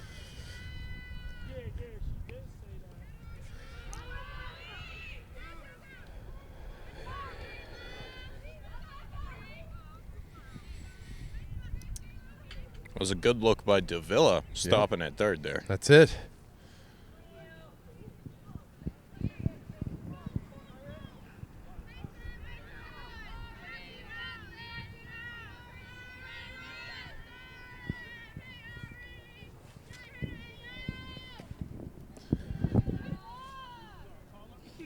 And a walk for Osorio Bonilla.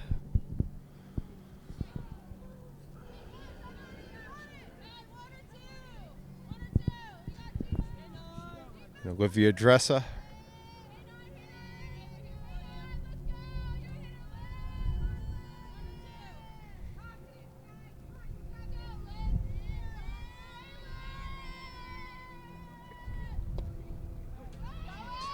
And Davila is going to score on the wild pitch.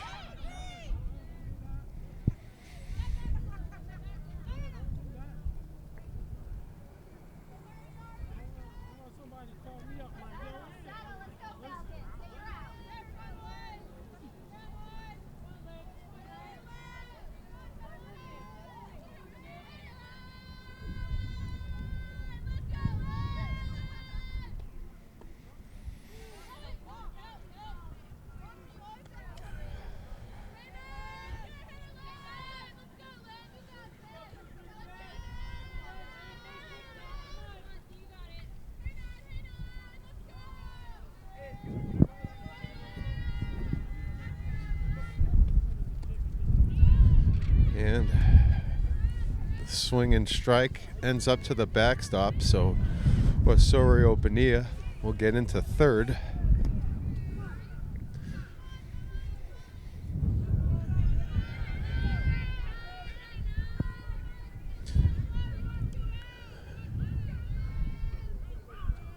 The Tide are really making a run for it with this entire time, 2 outs.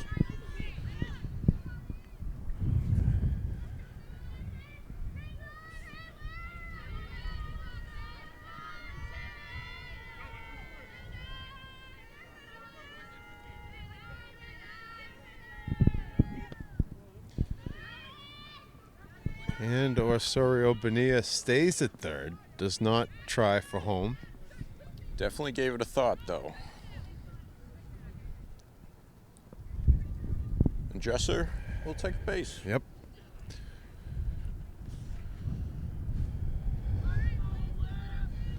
Alexa Yuga.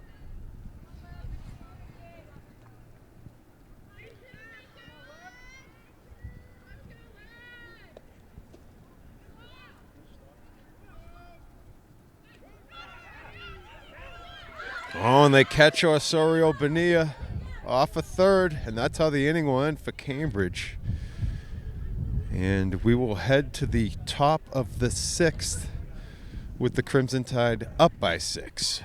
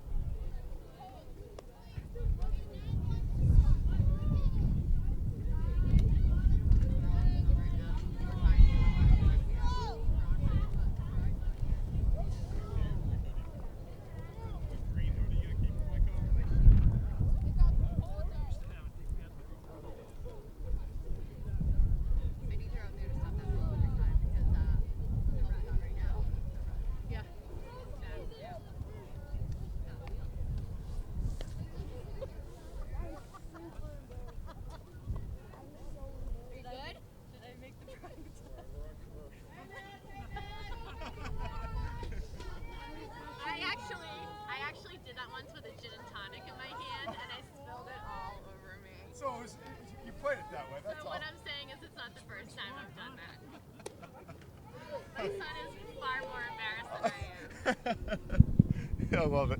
That's awesome. Please don't try you. Yeah.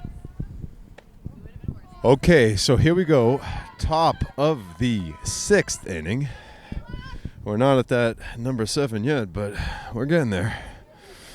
And, you know, I'm out here in it. You're at home in your living room. That's why we do this sort of thing. But this is cold. A little cold out here. Okay. I'm going to do it.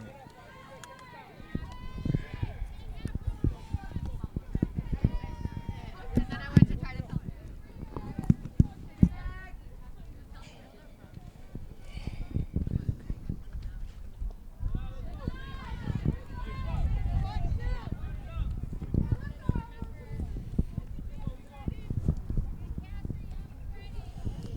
All right, so Ramirez now on first after the walk.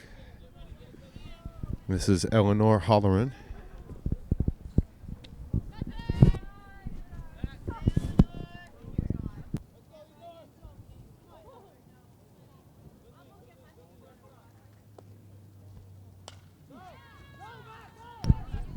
And that's a base hit. Holleran coming hard into second with Ramirez into third.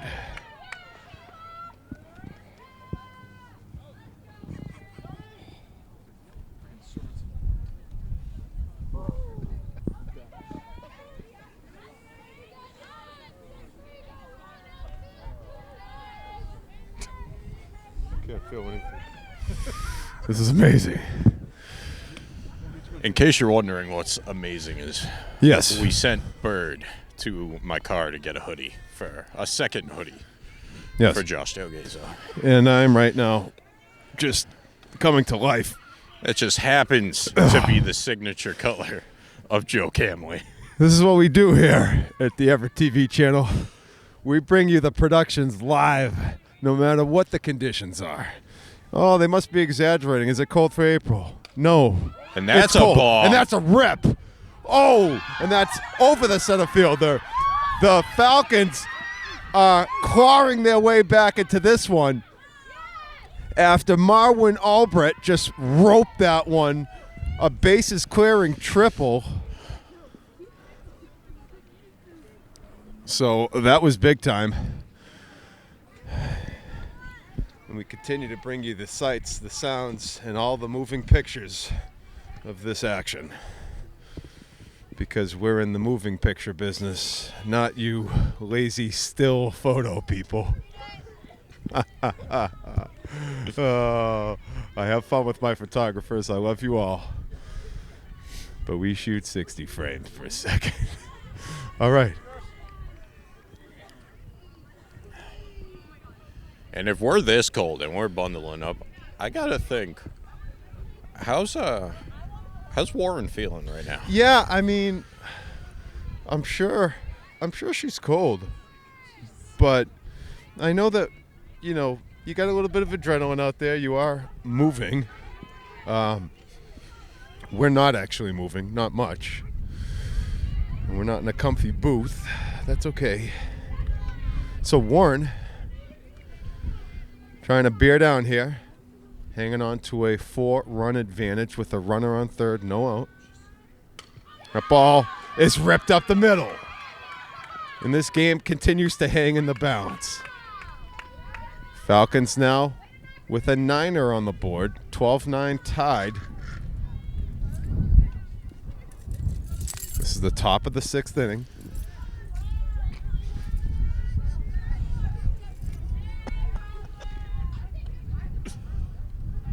That's wild. And more wild stuff happening as that wild pitch moves the base runner. It's getting a little windier out. Wouldn't you say? I would say so. Yeah.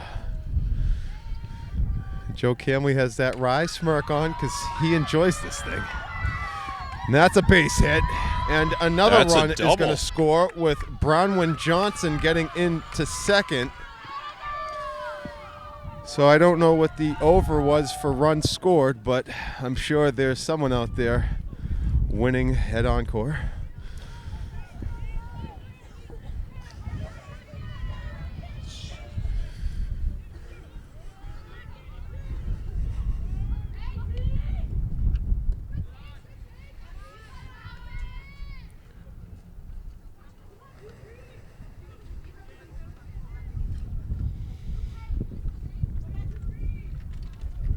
swing and a miss.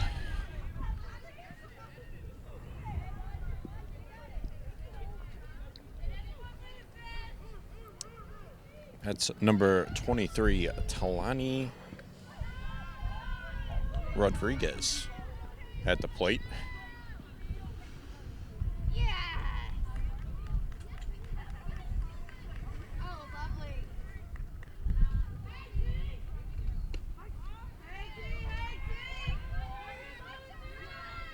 It's going to be another strike.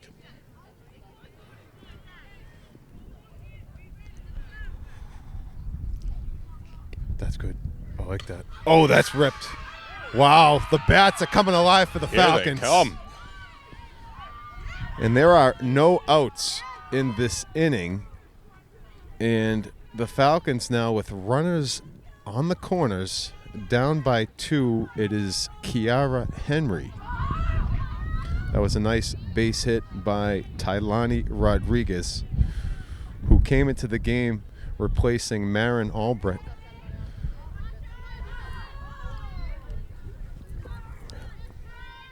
Number 2. I love it. Having some fun here. That's what it's all about. Great pitch. That's it, Warren trying to bear down.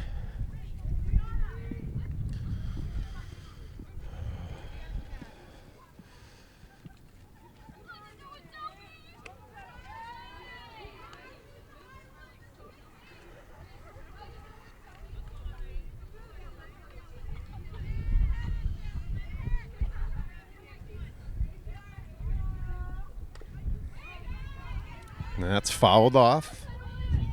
Still looking for that first out. Henry for another base hit today.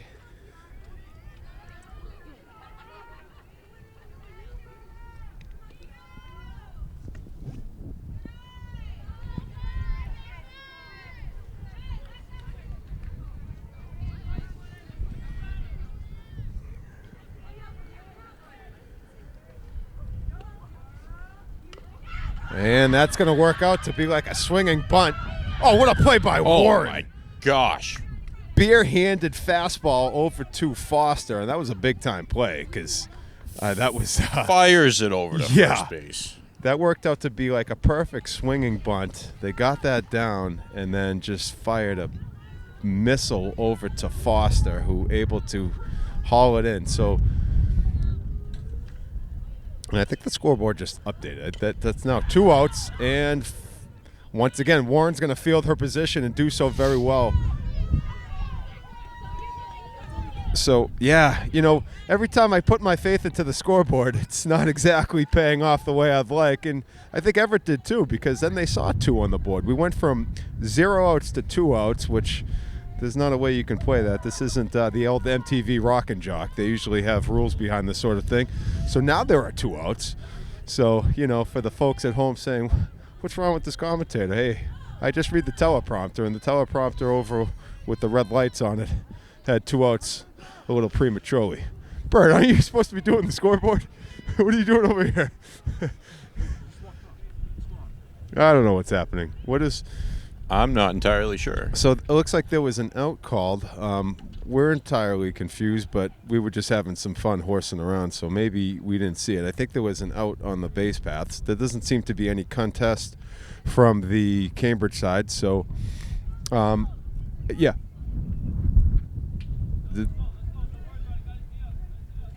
Okay, so yeah.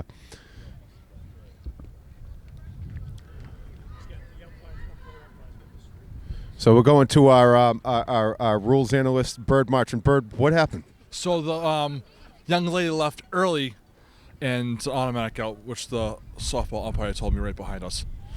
So she left early, and that's that. And now we're in the 7th inning. It's freezing. This weather's very disrespectful in this time of the year in April, and I'm over it. I just came back from Florida like a few days ago. Like, what is this nonsense? I'm going to go fly away. All right, so that was our guy, Bird Marchand, delivering the hits as only one bird does. And how you feeling, Josh? A little better now. I definitely like the That's play good. Here. The Milwaukee glove is outstanding. I don't know why I wasn't using mine. I'm not We're sure splitting how the mic splitting a is pair. staying in it because I don't know what's happening underneath this glove, but we're here. The gray champion hoodie, definitely not terrible. Well, you It's look helping. My feet right now, different story. I'll be in my car for about 45 minutes before I can, trust that I can press a gas pedal and be able to, operate it. But we'll have time. Unfortunately, I don't carry any extra fuzzy socks for you. No, you've done your part and you did it well. You're taking care of your guy, and that's all I can ask for. I've like I said, I've put us all in this position. So, hey, Aiden Duclos, a big hello from the crowd. That's my guy. I see you, Aiden. So we're having some fun here, because fun is what makes the body warm up. Apparently, maybe, but. We have a one-run game. It's 12-11, and we are heading into the bottom of the 6th inning. We play 7 innings of regulation softball here, so we'll see if the Tide can add any more onto their tally or if this is going to go into that final frame up 1. But it's going to be Alexa Yuka starting things off.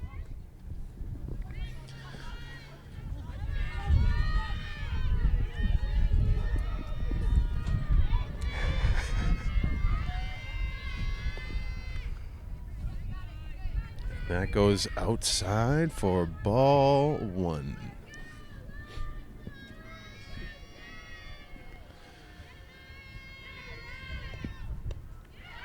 Big cut by Yuga there, but nothing doing. That's going to be strike 1.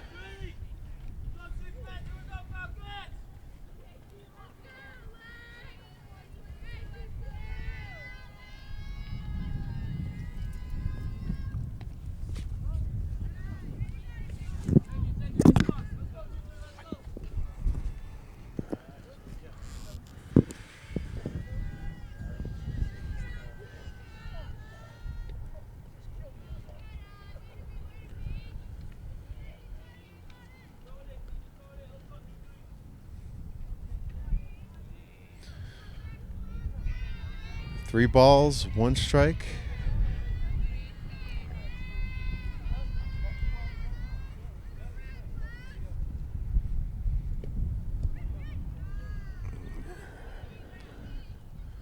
That's inside. And hey, you're not Justin. No.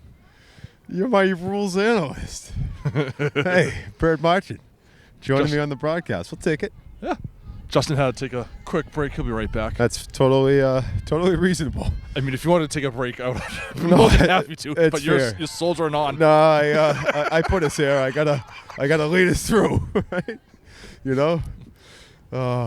Like General George Washington crossing the Delaware right now. Oh, yeah. We're almost to the shore. Yeah, we're almost there. For you history buffs out there. All right, Yuga takes off for second. Ooh. Okay. Yeah, that wind is relentless out there on left field right now. It hasn't stopped. The flags have been waving since we've been out here. Yeah, no kidding. And we got the lights on, which was pointed out last inning.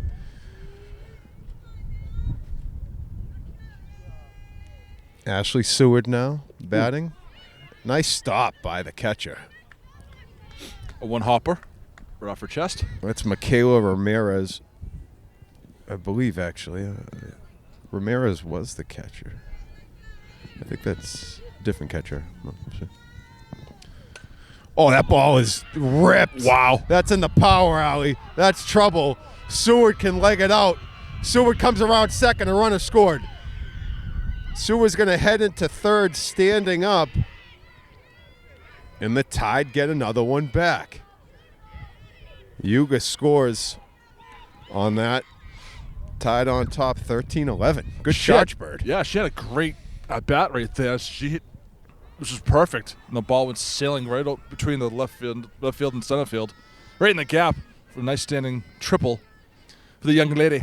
Yeah, Ashley, that was a big-time hit. Ooh. This is Graziella Foster.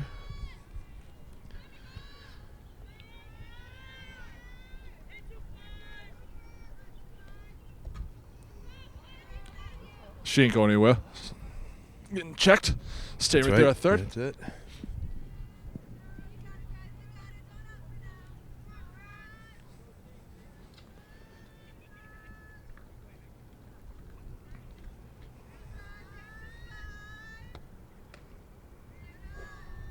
Ooh, just a bit high.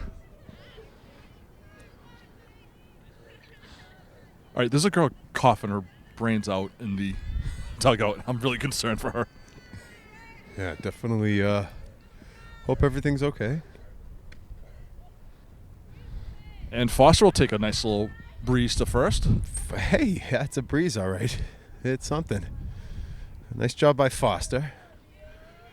This is Mia Allen, who has been terrific. The young sophomore has put together quite an impressive game. Foster take it out to second. Oh, no, she might be coming back. Nope, okay. So Foster gets to second. Foster of the people, just like the band. That's right, yeah. I had to get that off my chest. I've been waiting all day to say that. Mark Foster is the lead singer, and that's his last name. I think he's kind of being playful with his last name there. I wonder if they're related. Distant cousins? Could be.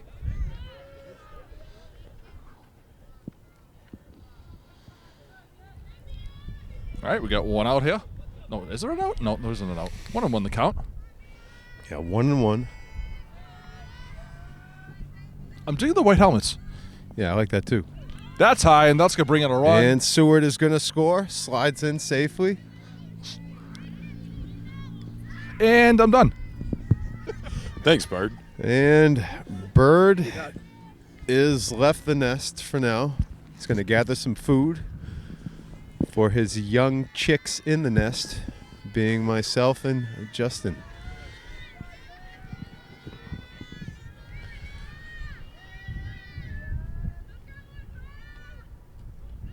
And that's going to go to the backstop, and another run is going to score. And if you look now, the scoreboard, we have some more details on the scoreboard. The innings just came alive. We had the overall score, but we were keeping tabs of the innings. They're now up on the board now. Someone's doing some extra work, and I dig it. Well, I let Bird go control the scoreboard again. Oh, yeah, okay, that's it. Yeah. Bird's back, dialed in. Mia Allen's going to take the walk. Yep. Mia Allen's been on the base paths all day today. All day. Let's see what Cassidy Rivera can do. Cassidy Rivera.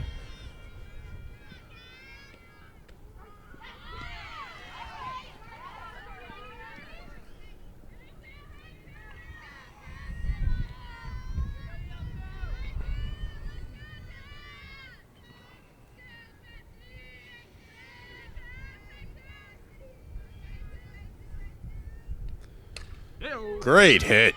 Nice job by Cassidy, putting a drive into that one.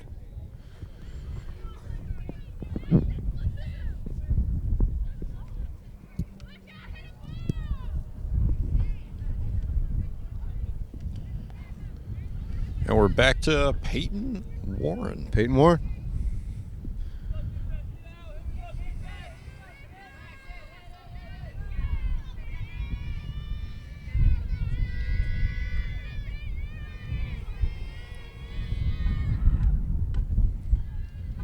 She'll take the ball. That's it. Oh, yeah.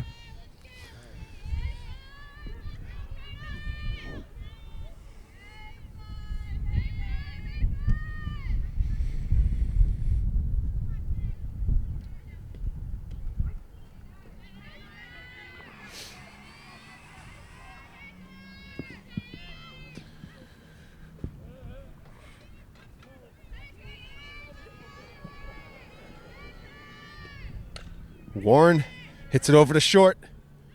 Marin throws it over to third. Bit of an error there. And it was the right idea.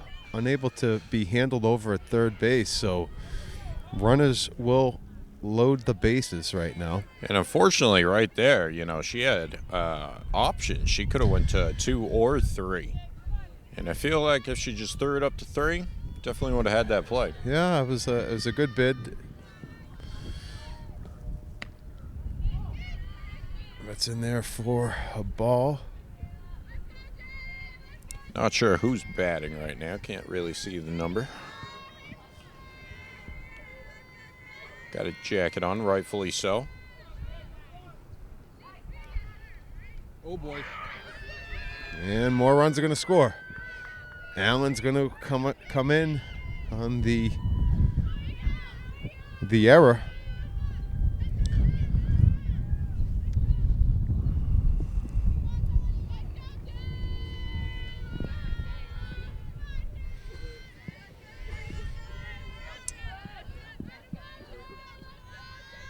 I believe that is Jayla. Oh, yeah, Davila. Jayla Davila now. Ooh. Yep.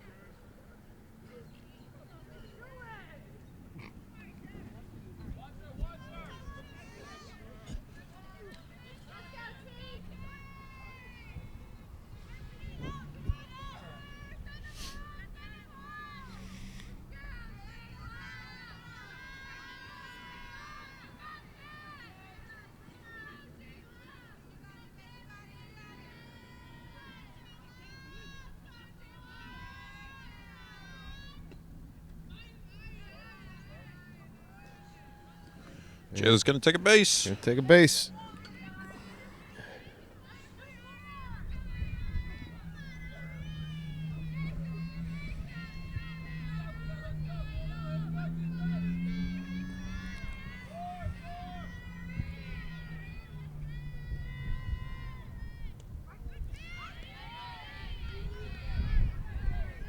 Fires in a strike there, much needed, to Ari Osorio Bonilla.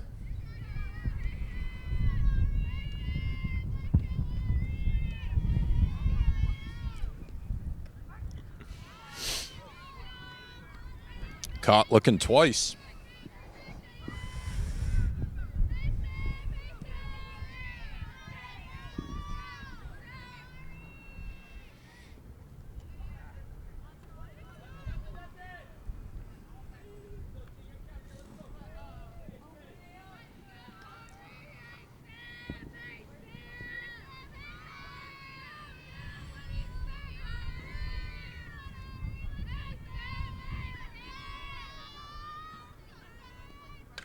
Ari's going to take that for a ride. Wow. Brownwin Johnson got leather on it, able to knock it down, but still goes in the books as a hit because it was a rocket off the bat of Ari or Osorio Bonilla. So now the Tide with another run in, extending their lead to 6, and it is Bessler time as we have Olivia Dresser up at the plate.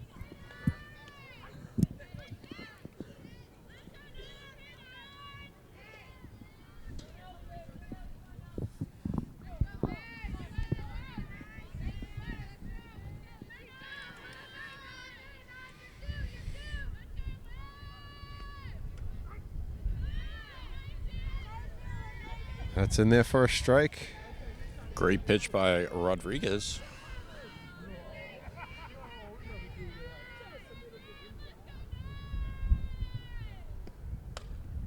Ooh, Good nice stop. job by the pitcher. Overthrows it. And now is not the time to do that. No. Just let 2 runs come in. Yep, And the Tide's got to be feeling pretty good right about now. that's it. 2 coming in now. It's 19-11.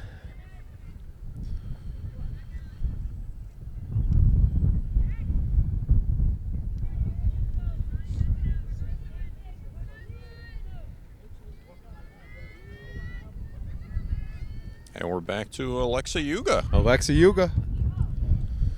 I believe we've been through the entire Yes, that's right. entire batting order right That's that would be correct.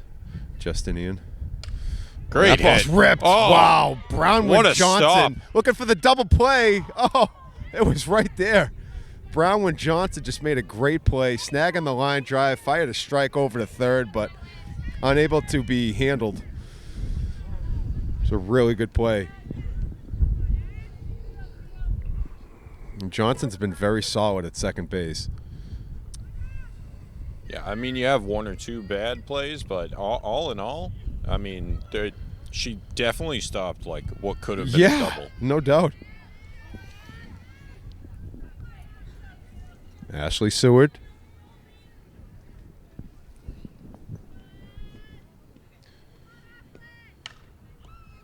Good stop by Rodriguez.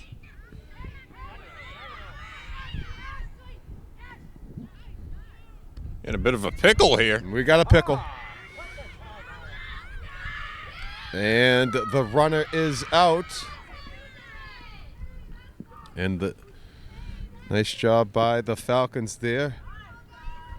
Cutting down the runner at home.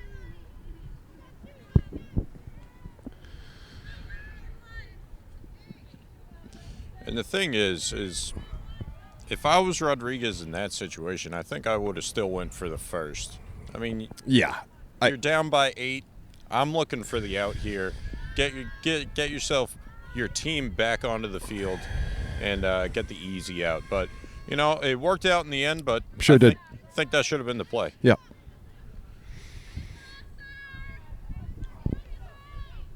Yeah, no, it was a gamble that paid off.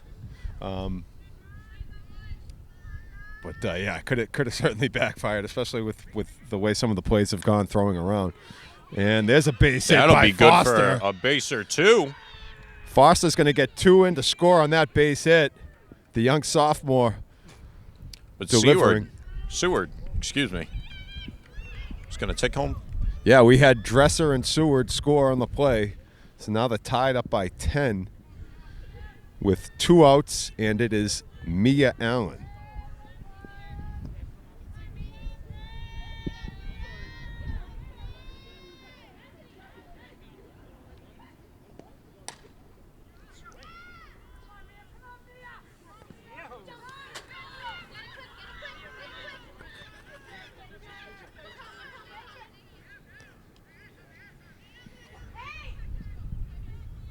Great hit by Mia. Yeah, nice job, Mia Allen. Can't say enough. I mean, been just outstanding. All over it. All over it, all facets of the game. Offensive, defensive, the whole package. Coach Post Schiavo's got to be really excited that Allen is only a sophomore, because this is quite a way to start the season, having your sophomore shine like this. Cassidy Rivera at the plate. Oh, we got Marchant going against Holman for the foul ball. Holman gets the foul. That was amazing. Yeah, we had a foul ball. We got two couple Everett legends, and apparently they didn't pull anything, or not that we know of yet. Bird, how you feeling after your run? I feel actually warm. I should have done that more often. You had good giddy up right there. I still got a step in me still. Yeah, By the time I'm 45, we'll be gone. looked like a freight train without brakes.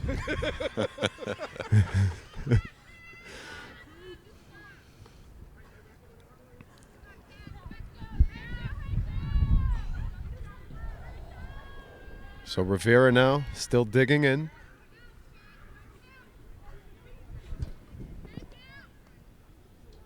And we're going to have a walk.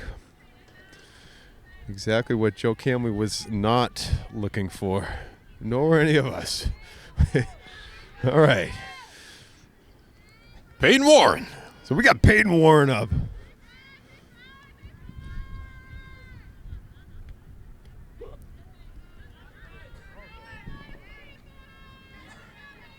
Fun fact, Peyton Warren's sister, Taylor, kind of a big deal. Runs the MCAS Yes. at the high school. Yeah.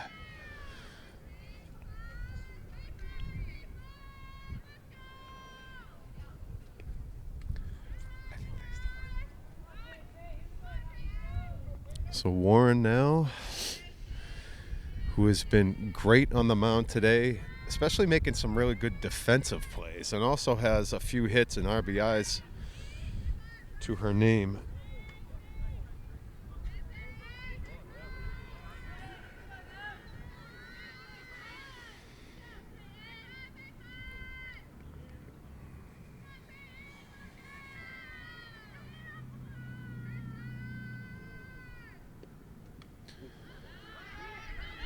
And we're going to have another one coming in. Oh.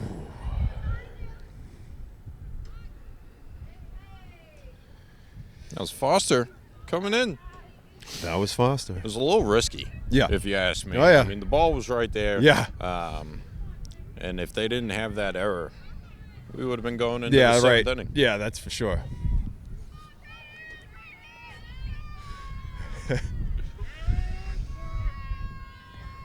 No one wanted that error. Just going to say it. And that will end things on the strikeout as Rodriguez gets the punch out. And it's the Tide with an 11-run advantage, and they will look to close this out in the top of the 7th.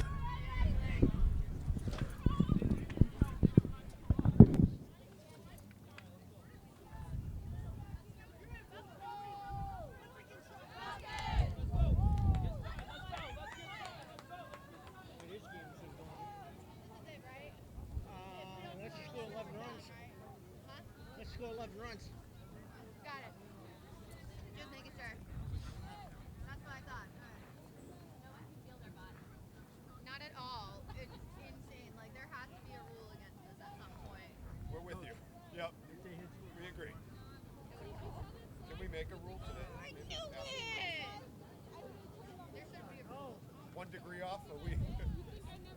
What about the wind chill? It still counts, The right? wind chill is ridiculous. Like, there's a safety factor that I gotta look at when I'm out Yeah. teaching. Seriously. Wind chill is in play, and Oh. it's below a certain degree. We're not outside. Nope. Yep. No way you should be swinging a metal bat. Ah, it's terrible. I'm over Unless you here hit it cringing. dead on I'm the like, right part of the bat, it's going to sting like hell. I would have. Coach.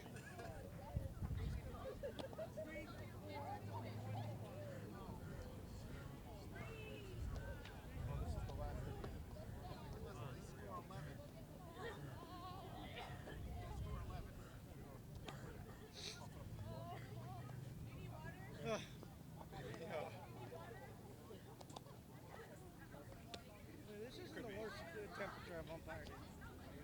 You know, Umpired in I single probably I've umpired in single digits. because I played down on the water when I played in college. I Where? definitely had more layers Where? than I do now. In the kids' Now, where'd you jacket. play? I played at Mitchell College in New London, Connecticut. feels like 27. Like water. Yeah, they are. Yeah, for sure. Probably just froze up. No, it's like, our wires. With the heater and with the heater on the side. On the end. Should be on the bench, I think. I gave it with me.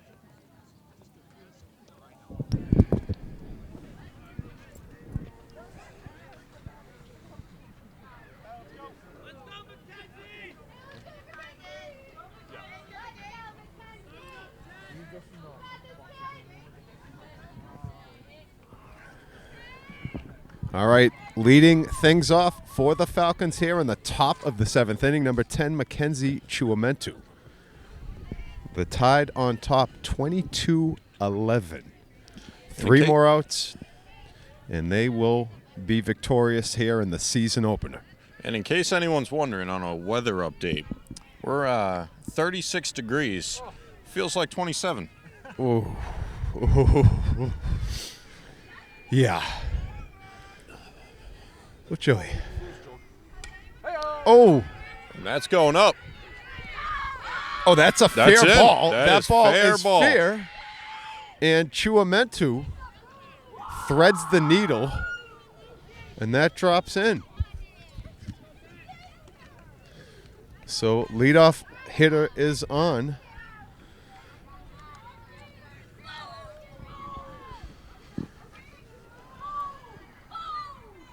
And now this is the catcher, Michaela Ramirez. Warren fires in a strike right there.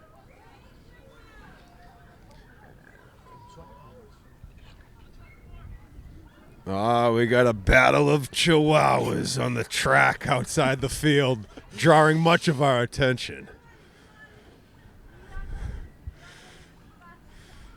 Ramirez going to get a piece of that.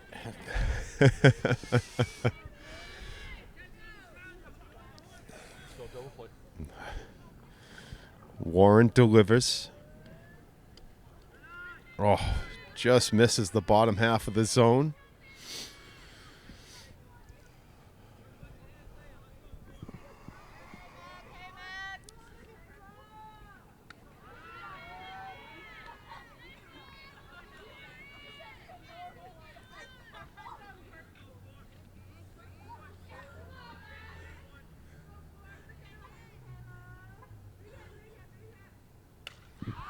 And that thing is skied, but if Mia Allen's over there, it just gets off the outstretched hands of Allen, who almost came up with another web gem. And that would have been a great play for Mia. Oh. You know, she at least kept it to a base hit, you know, so that's something to be proud of. Yeah.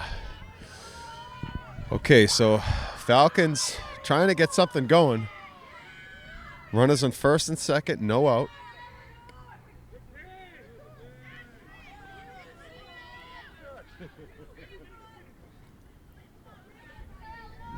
Eleanor Holleran. Holleran fouls that out of play.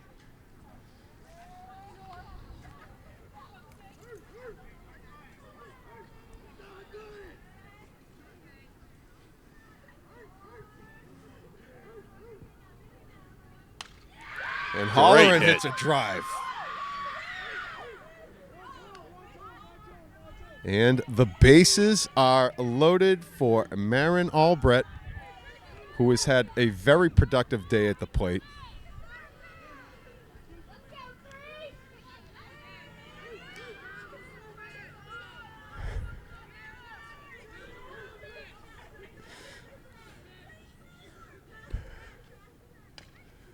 Albrecht squibs it foul.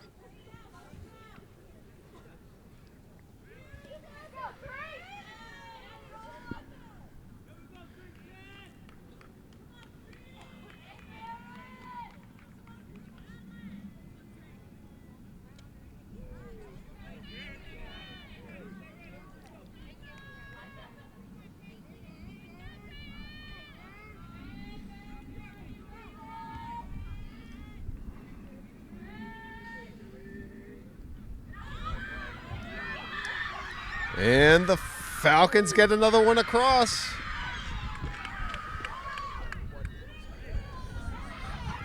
This one is still going here. Falcons cut this deficit to 10, 22-12, but let's not witness something truly remarkable to take place. Let's see. No outs right now. Runners on second and third.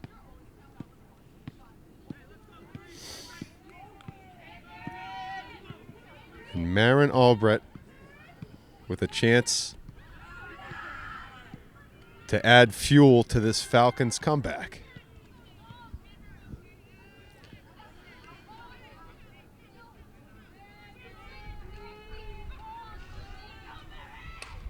And that's a drive to left field. Allen's got a hold of it. Allen fields it.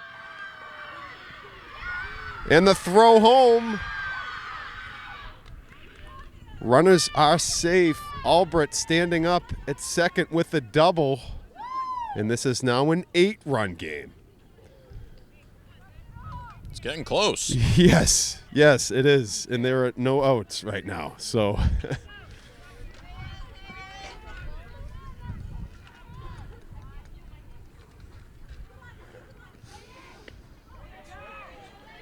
Big swing and a miss.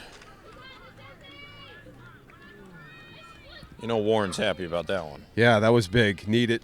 Just gotta get out here. Settle things down.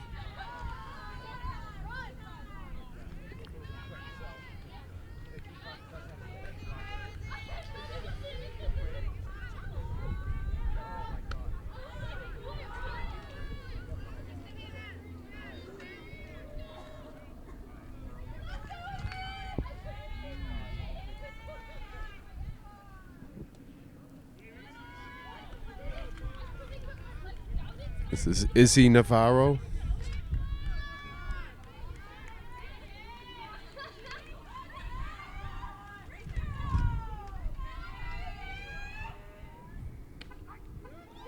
Catches the inside corner for a strike.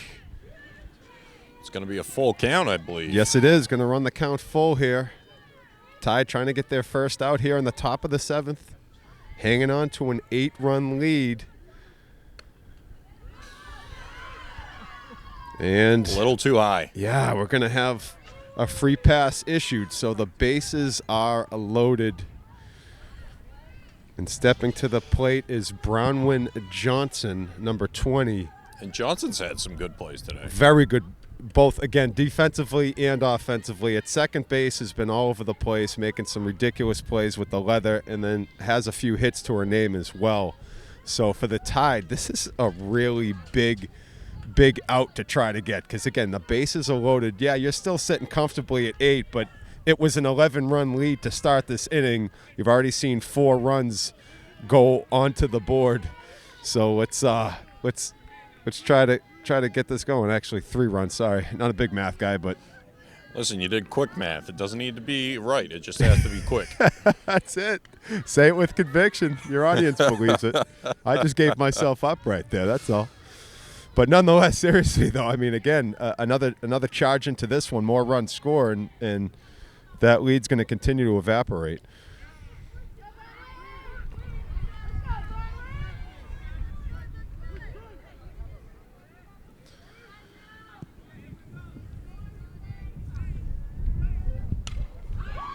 And that's up the middle for a base hit.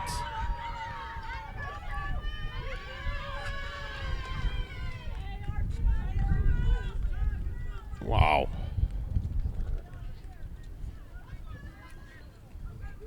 And Albrecht scores off the base hit from Johnson. We're going to have a meeting at the mound. Coach Post Schiavo calling in her infield to talk it over with pitcher Peyton Warren. 3 more outs to victory, but not without a hard charge from the Falcons. Look, they know where the cameras are. You see Brownwood Johnson, who's had a big-time game, with reason to be excited. Falcons with their rally caps on, down 7. And this is going to be Tailani Rodriguez at the plate. We have runners at first and second.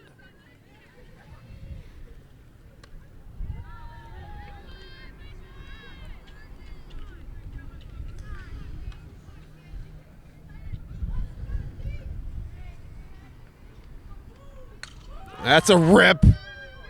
Oh, what a play by Dresser, but that's going to hit the back of the base runner. Oh, so rough go right there. Dresser made a great play fielding that. Tried going for the quick force out to third. Hit the base runner in the back. That ball continued to go into territory away from the Tide's defense there, so more runners scored.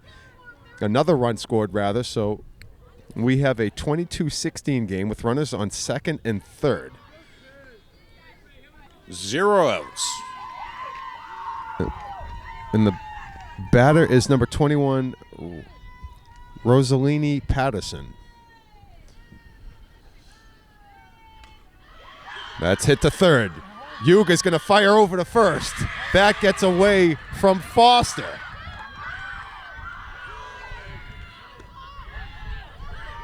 And Foster's been all over this game. I know we keep saying it, but it's definitely the cold getting to them. Yeah, hopefully they can bear down here. This is now only a 4-run Tide advantage, and there are still no outs in this top of the 7th inning. So a 22-18 game.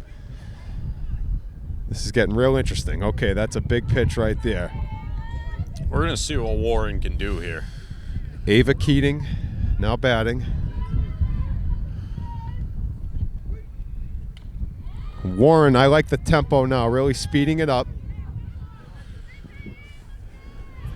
0-2.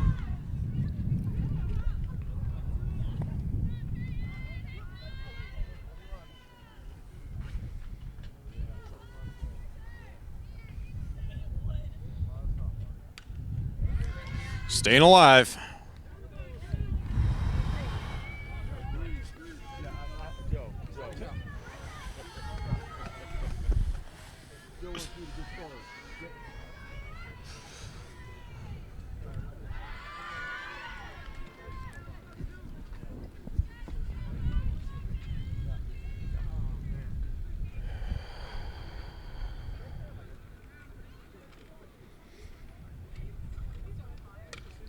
And, oh, yes, Juliet Rumboli comes up with a big out right there. Nice job, Rumbo. Great stop there. They needed it. Tide pick up their first out of the inning. We're going to see if they can go off the momentum of that out. Huge. Still got a runner at second, one out, Tied on top, 22-18. Do not adjust your volume. That is a real score. I got to tell you, in all of my years working with Everett High School, I've never seen a score this high. No doubt. This is a first. This is a first. And that's going to be squibbed into the ground. Yes. Nice job by Warren getting the out. The runner advances to third. But Peyton Warren, who's been outstanding with the glove all day long, fielding her position, gets a big second out there. So now the Tide just one out away from victory. Let's see if they can close this out. Great stop by Foster as well, getting that ball, you know. Yeah. I keep saying it. It's cold. Your hands hurt when you catch that ball. Oh yeah, no, you've seen the players even after whether they're base hits or plays in the field, they're kind of shaking their hands like this is very tough conditions for all involved right now. Absolutely. Joe Camley, our video engineer, shaking his head in agreement. Joe Camley, none pleased with the conditions.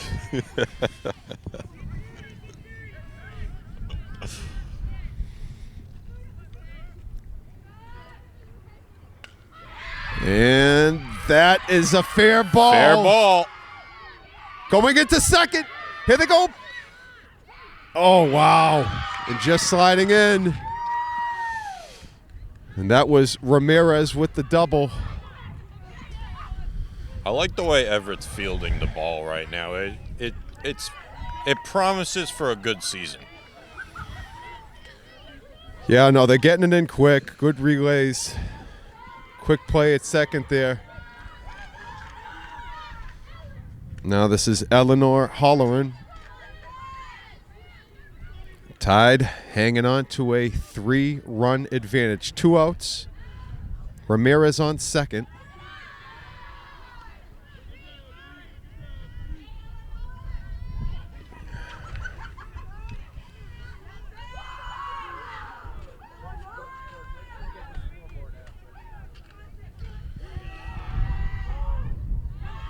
Oh, and that Ramirez is going to take third on that one.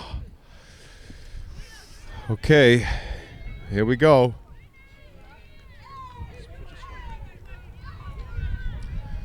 Just got to deliver a strike here. 2-1 count, 2 outs.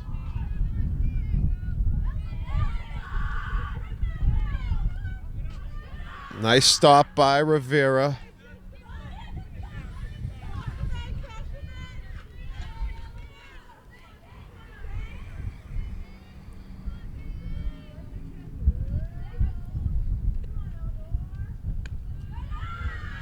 And ball 4. So we're going to have runners at the corners.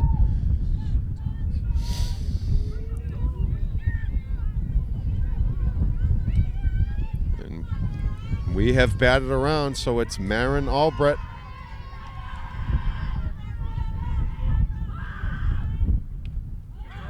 She got a piece of that one.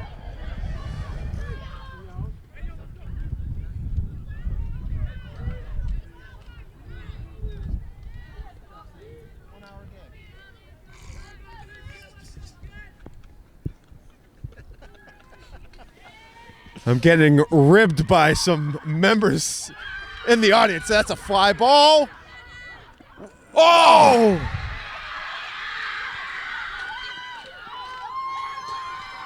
That's a foul ball. That is Foul a foul ball. Good effort by Rumbo.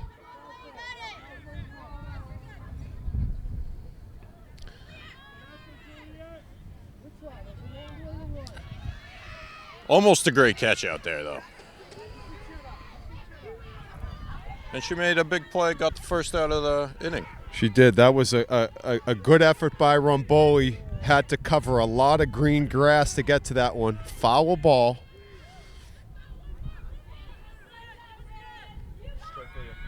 Albrecht is a big-time hitter, so this is huge. That's coming this way. I want nothing to do with it unless if Foster has a say. Oh, and it just falls in. It was in a tough spot. It landed. It was grazing the chain link fence of the dugout. So that falls foul.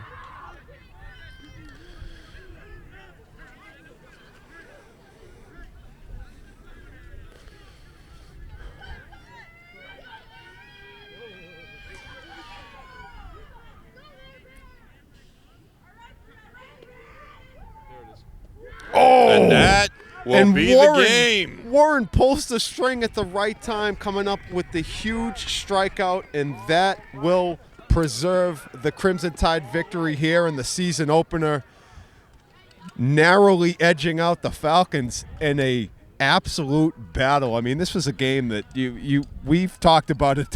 You don't see games like this, really. 22-19. The final here, in a game played in conditions at about 26 degrees on the feels like.